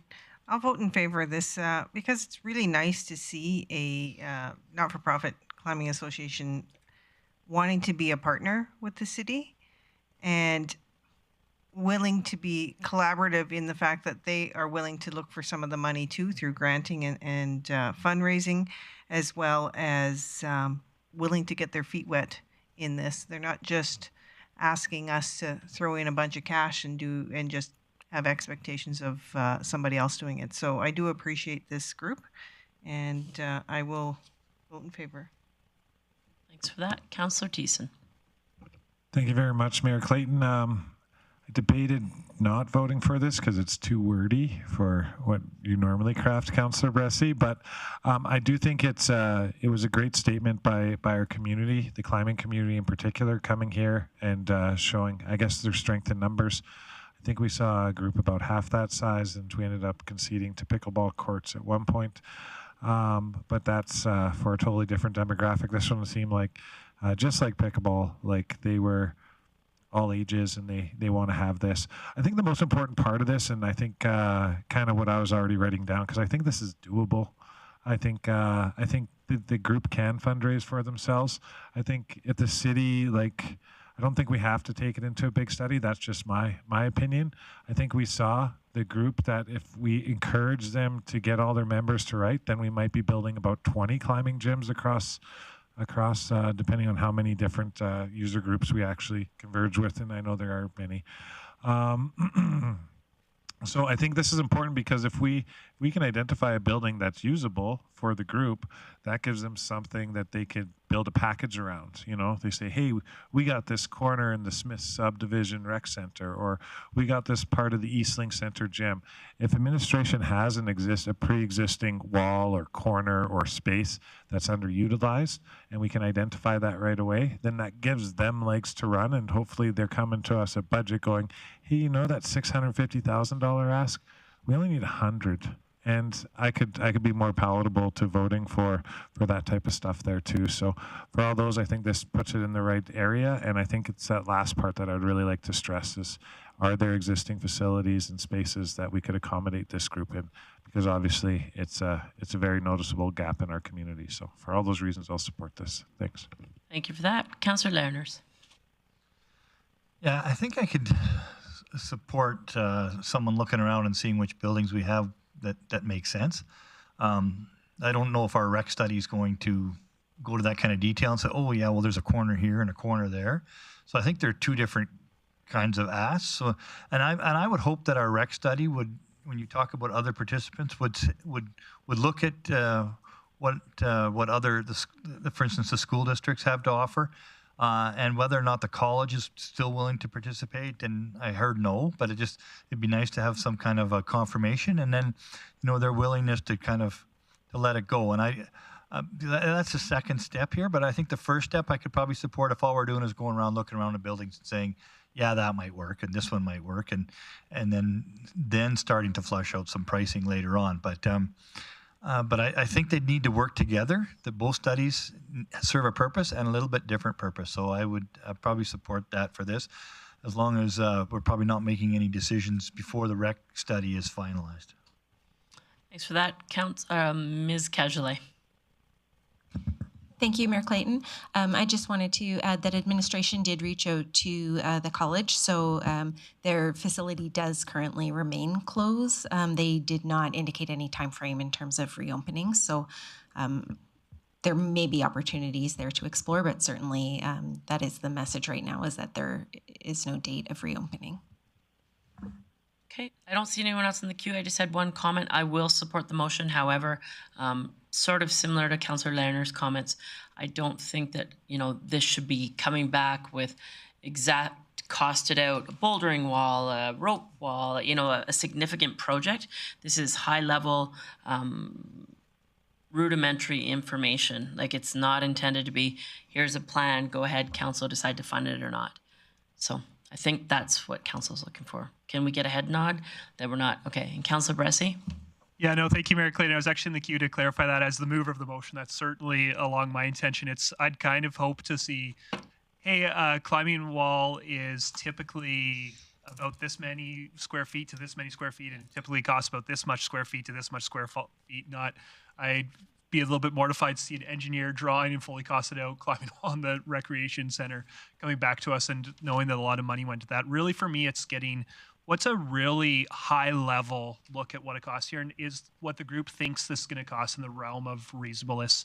And for me, it really is. There's conversation about the rec study, and my understanding, I think there's two questions here. There's one question is how big a need for this is in our community, and the other question is what would it take to fill that need? And the way I see it is that rec study is figuring out how big a need this is going to take, but it's not going to touch how much would it cost to fill this. And I know that no matter how big or how little a need the rec study comes back with finding climbing in our community, I'm going to want to know how much it costs to fill it. And obviously, if there's low lead, my appetite to spend more money on this will be lower too. But also, just one thing that I heard from the group tonight, and I also know hearing talked to them earlier, is they've got an appetite to fundraise. They've got an appetite to apply for grants, and you just can't do that until you have a place to put it. Good luck asking a donor, hey, can you give me $100,000 and I might be able to spend that money someday. But I really think that if we find a place that's going to accommodate, yeah, we'll probably be asked to kick in some money, but I really don't think we'll be asked to kick in all the money. So I hope that council will support this. And just last thing I'd highlight is I was really specific in this motion to say facilities, not to say city facilities, and not to say regional facilities. I think that probably there's conversations that should go on with our county partner and our other partners in the region, but I also didn't want to be presumptuous to put that in the motion right here. So I'd hope that our mayor, and I think it's Councillor Bosch on the rec committee, and our administration would start having these conversations, because I'm also happy to support this potentially in the county if that's where it makes sense too, or the college or wherever. It doesn't need to be in a city facility. I just think we need it somewhere in the city or in our region. All right. That was a close from Councillor Bressie. I will call the question.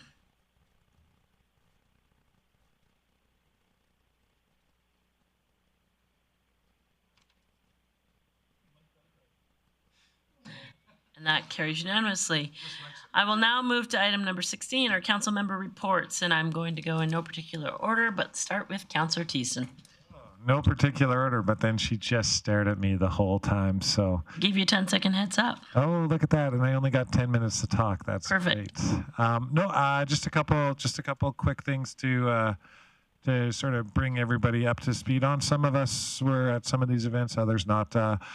February 22nd to the 25th was an excellent gathering of excellent people, excellent administration and elected officials to go through our strategic planning for the next 4 years. I really wanted to make that the highlight of my roundtable, because I really think this lays the foundation for what's going to follow, and hopefully it's nothing but gold at the end of it. Hopefully it goes off without a hitch, like our Grande Prairie Day in Edmonton went, hosted by the mayor and our hardworking staff to pull that one off. It was a big success, and if that's an indication of how the next 4 years are going to go after strategic planning, I'm really optimistic for the future and really happy in the seat that I'm sitting in. So kudos to the mayor and to our administration for putting together a great show, showcasing Grande Prairie and all the opportunities and great people that reside here. And I look forward to that. And just as a side note, I didn't get to say so earlier, but our new CAO, Bob Nicolay, is coming back into the fold, and I really think this is a great opportunity, a second chance for the city and a second chance for Bob, to finish kind of what we started and move forward on this path. So we got him for at least a year, according to the motion, ending in December. We'll see where that goes, but I'm really looking forward to working with him, because he provides stability and a nice calm voice at the helm. Also, February 26th, we had the intermunicipal curling bond spiel. If you guys are watching Facebook tomorrow night, I'm paying up the turkey prize, which is a date out with Councillor Thiessen, which was won by local realtor Dane Montgomery, and he was very specific about his dinner ask. So I figured I might as well film it because I don't think I'll ever do it again, and it should be posted for posterity and history's sake. So I look forward to that, and thank you to our intermunicipal, both county and city, and also our industry partners who helped put together such a fun event that luckily Councillor O'Toole is still able to walk from because he had a little bit of a tumble. But the whole arena gas, that's how much we love him. Finally, my last one, March 1st. It was a beautiful day.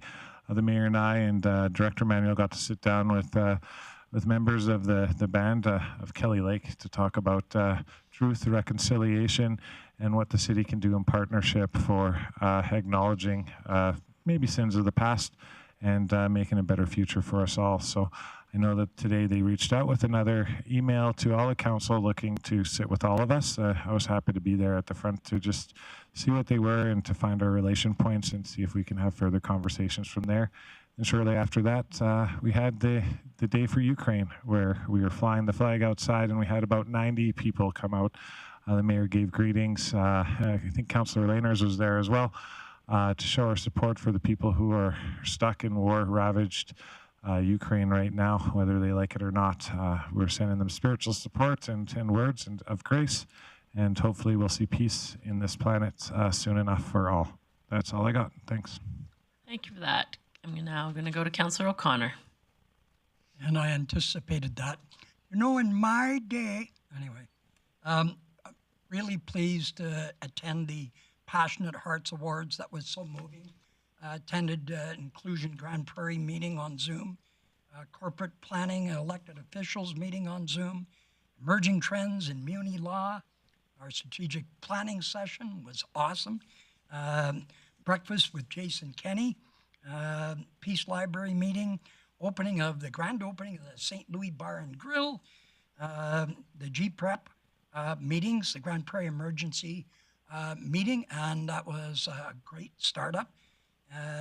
Meeting with a collaborative effort with the MD of Greenview, I thought that was very, very well done. And corporate planning for elected officials again, Planning 101 workshop, and snow and ice control workshop. That was icy. Thank you. All right, Councillor Bosch. Thank you, Mayor Clayton. Wow, between the two of you, you pretty much summed it up, didn't you?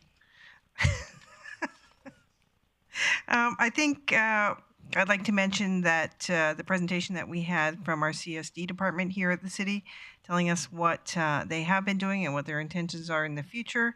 That is a team that doesn't get a lot of recognition for all their hard work out generally. It's not like the fun, parks and games kind of thing. It's the hard stuff in the community. So that was a great presentation.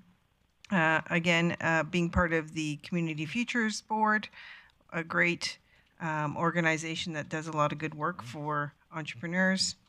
The strategic planning, of course. Try It Day was February 26th. While some of you were curling, some of the kids were trying some new sports. I look forward to hearing how that all went. From what I know now, preliminary words, it went very well. So by March 15th, we should know how well. I'm sure it was fantastic. And in saying that, the sports awards will be March 18th. And the RCMP town hall that I think everybody went to, that was good to hear from our enforcement services and RCMP members. And then our March 3rd planning and development workshop I did learn a lot at that as well. It was great. It was great to be around our municipal partners in that one as well. So, we all do things a little bit differently between, counties and city, but there's a lot to learn for all of us. So, yeah, and everything they said. Thanks for that. Councillor O'Toole. Well, thank you very much. I attended pretty much whatever those guys did. But I also attended that municipal curling bonspiel. It was a great relationship building. It's probably the last time I'll ever curl again. I was hurting. Not only that, my favorite shoes got taken from and they're not the best shoes, but they were my favorite. But I went out and bought new ones yesterday, so I'm all good. And the Bondage Paws got a 50-50 and they got $365 or more. All right. Okay. So we'll go with the next one here is we had Francophone Month, the flag raising at Muskosipi Park, which is dear to my heart. It's been, I've been to many of them over the years. In fact, I think all of them that they've had in recent years. And also yesterday or Saturday, we went to the Maple Sugar Festival at Muskosipi Park. It was a wonderful day. The sun was shining, and lots of kids, lots of adults, and lots of French being spoken. And I'll leave it at that. Thank you so much.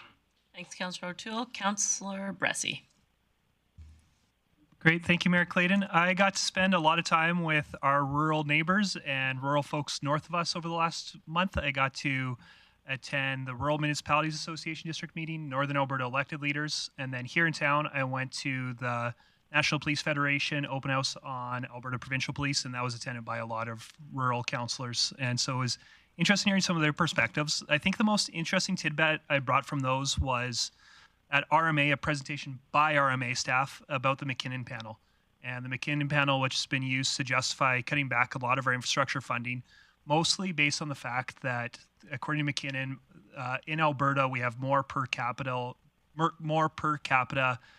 infrastructure than other provinces. Two stats I didn't know was that in 89% in Alberta, 89% of land is municipally managed, when the provincial average is only 52%. So in Alberta, we actually have municipalities manage almost all of our land, whereas in most provinces, it would be the province administers the big open areas. And here in Alberta, in Alberta, only 5.4% of Northern Ontario is under municipal control, whereas in Alberta, it's almost 100% of northern land is under municipal control. So no wonder municipalities have a lot more capital infrastructure than other provinces, because we are responsible for a lot more of the land. So that was, if I'd encourage you to look up that report. It's on the RMA website, and it really does put some serious hitches in the McKinnon panel claims. Last two things I will highlight.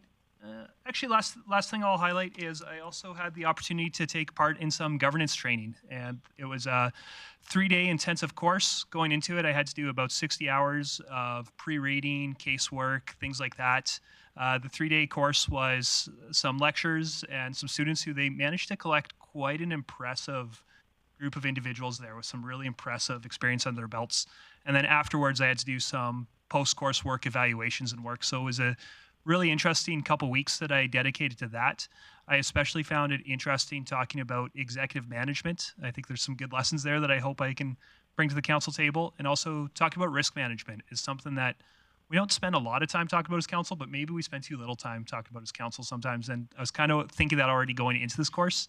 And so it's great to get some tools behind me that maybe I can bring to the council table. So that was a very interesting couple days, and I recommend that course if anybody else has room in their budget and schedule for it. Thanks for that. Councillor Blackmore.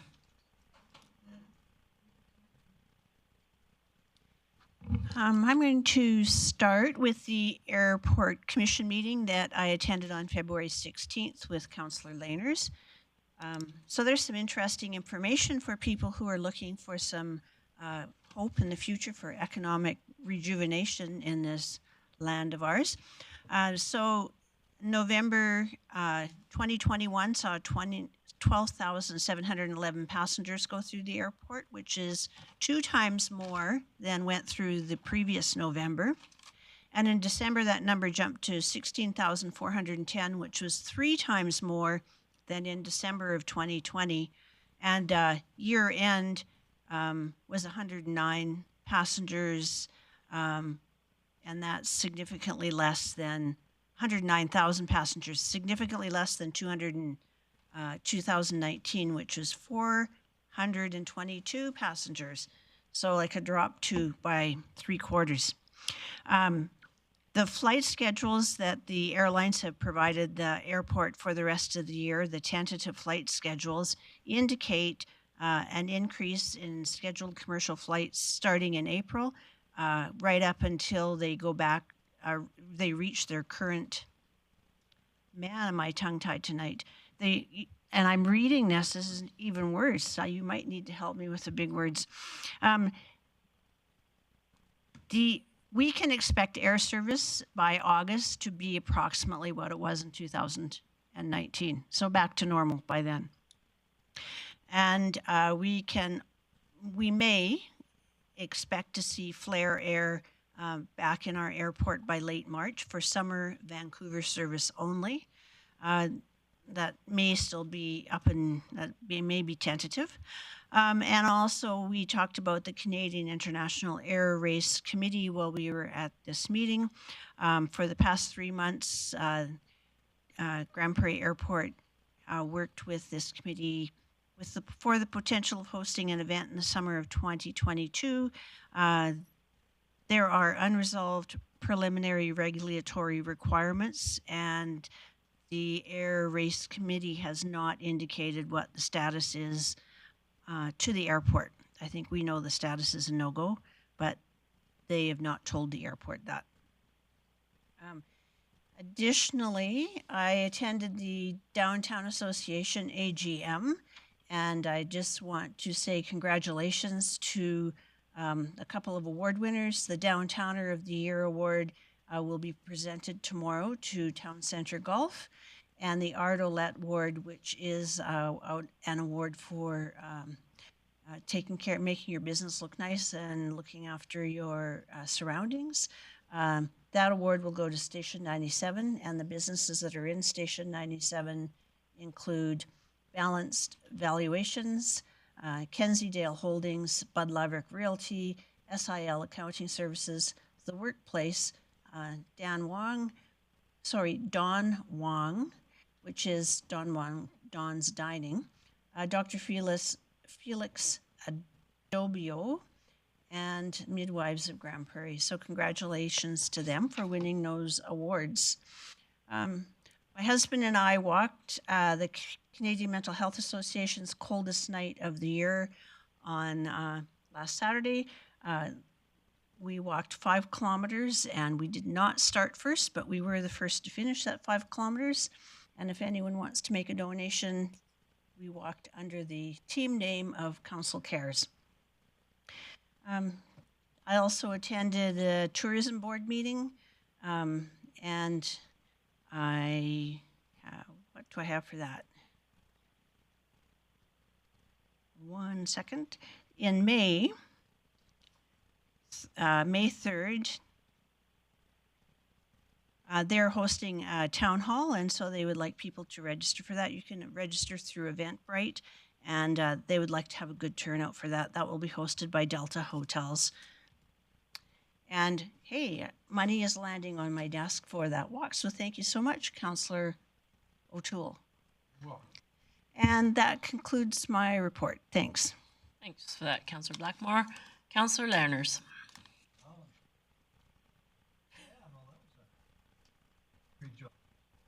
Blackmore. Yeah, I don't know. It just, I guess, just some kind of things that I thought were important, and one of them was the strategic planning session. And I thought, I've been to a lot of them, and I thought that this was one of the better ones I've ever attended. So congratulations to CLT and to Mayor Clayton for putting that together. I thought it was very purposeful, and ended up, yeah, I think there'll be some good stuff that comes out of that. And the Grande Prairie session that we had, I think was also very fruitful. And so, yeah, I really enjoyed that. That was refreshing to see and invigorating. So I look forward to the next 4 years. And I guess the other thing is you don't realize, you grow up in Grande Prairie and everybody comes from somewhere else and looks different and is different. And that makes us all better. And when we're in trouble, we stick together with like the Ukrainian war and the issue there at the City Hall, the group that got together. And I thought, that was powerful.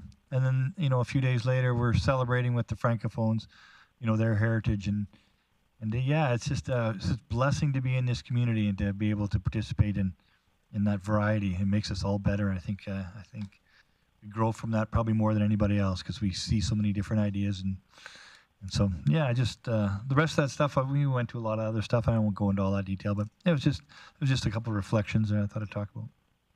Thanks for that, Councillor Lerners. Councillor Berg. Thank you, Mayor Clayton. Most of the pins are knocked down here on the bowling alley, so I do want to just kind of also bring up strategic planning. It was a great experience for me. I had no idea what to expect going in. The process, discussion, outcomes were wonderful. It was great to be part of it. And so thank you to the entire team that was involved. It was a great teamwork all the way around and great to be part of this team.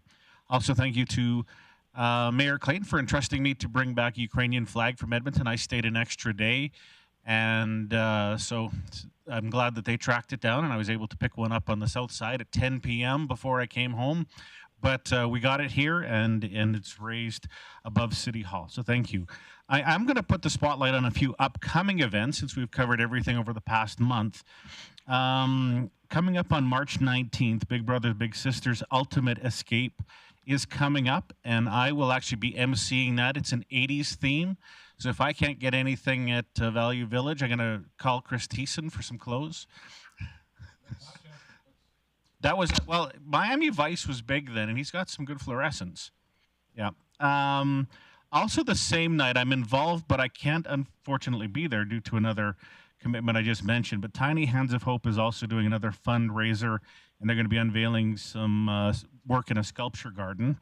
And then Tennille has her Big Hearts for Big Kids coming up on April 2nd, and that is in support of Sunrise House. So for any of these events, if you're looking to get back social, check out any of their Facebook pages. Some may be sold out, but it's worth a look.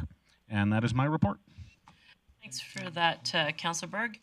Most of the items have been touched, but I will just do a couple others. I attended a meeting with a representative from Duncan Lake First Nation. That was a good discussion on collaboration in this region as well. It tied up well with Councillor Thiessen and Director Manuel's and my discussion with Kelly Lake.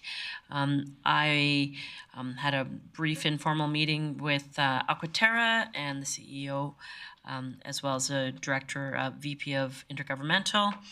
I was, as a member of the Mid-Sized City Mayors Caucus, had our annual monthly meeting. Sorry, not annual, monthly. Attended our monthly meeting.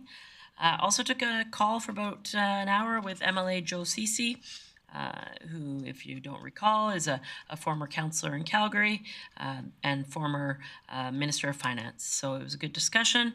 Was happy and proud to represent council at the ribbon cutting for the Grande Prairie, official ribbon cutting for the Grande Prairie Regional Hospital. It was a great day. Also, I've had many calls recently about the development incentive grants, which I think is good to see that people are understanding and or inquiring at least in what the opportunities are. So attended one meeting with a local developer and business owner with Mr. Chad Sheldon from Economic Development. That was a good conversation and great to see people kicking tires and getting information on that. Also, had a meeting with Director Glavin and the CEO and chair of the board for the airport to talk about some of the things that Councillor Blackmore talked about. And as noted, the flights are coming back, which is great news. Also, on a personal development note, I went with a member from Economic Development to view some agricultural opportunities in southern Alberta. It was a great experience to be able to see what's possible, what it looks like, how much space it requires, and I learned a lot. So thoroughly enjoyed that. Attended the St. Louis Bar and Grill ribbon cutting. I think that was already mentioned. And the Ukraine flag raising as well as the Francophone flag raising. So I think I have two more things. Huge thanks to administration and council and CLT for the hard work and prep that was put into our strategic planning, as well to our evening with Grande Prairie. As noted by many councillors, it was a great evening for us to highlight our region. It opened many conversations, and I look forward to that being an annual event where we really go on the road and highlight Grande Prairie, get an opportunity to speak to people, whether it's ministers or MLAs or business leads in other areas of the province, but to open those doors and have conversations. So I thought that was a great event, and big thanks to everyone who worked on that. And last but not least, for now at least, this is CAO Miller's last council meeting. So I really want to thank him for supporting myself and council and CLT over the last 6 or 7 weeks. It's not an easy job to jump in when somebody asks you to or tells you to. So I really appreciate his support and the work that there's a lot of heavy lifting going on right now in the organization. So I really thank him for that. Oh, yes. Yeah. Oh, yeah. He's not leaving, just so anybody's watching. He will resume his role. And with that, also a thanks to Ms. Cajolet for stepping into that role. Everybody transitioning and picking up the extra sort of load as we go through this transition period. But yeah, other than that, I think that's everything. And I wish you all a good night. Thank you.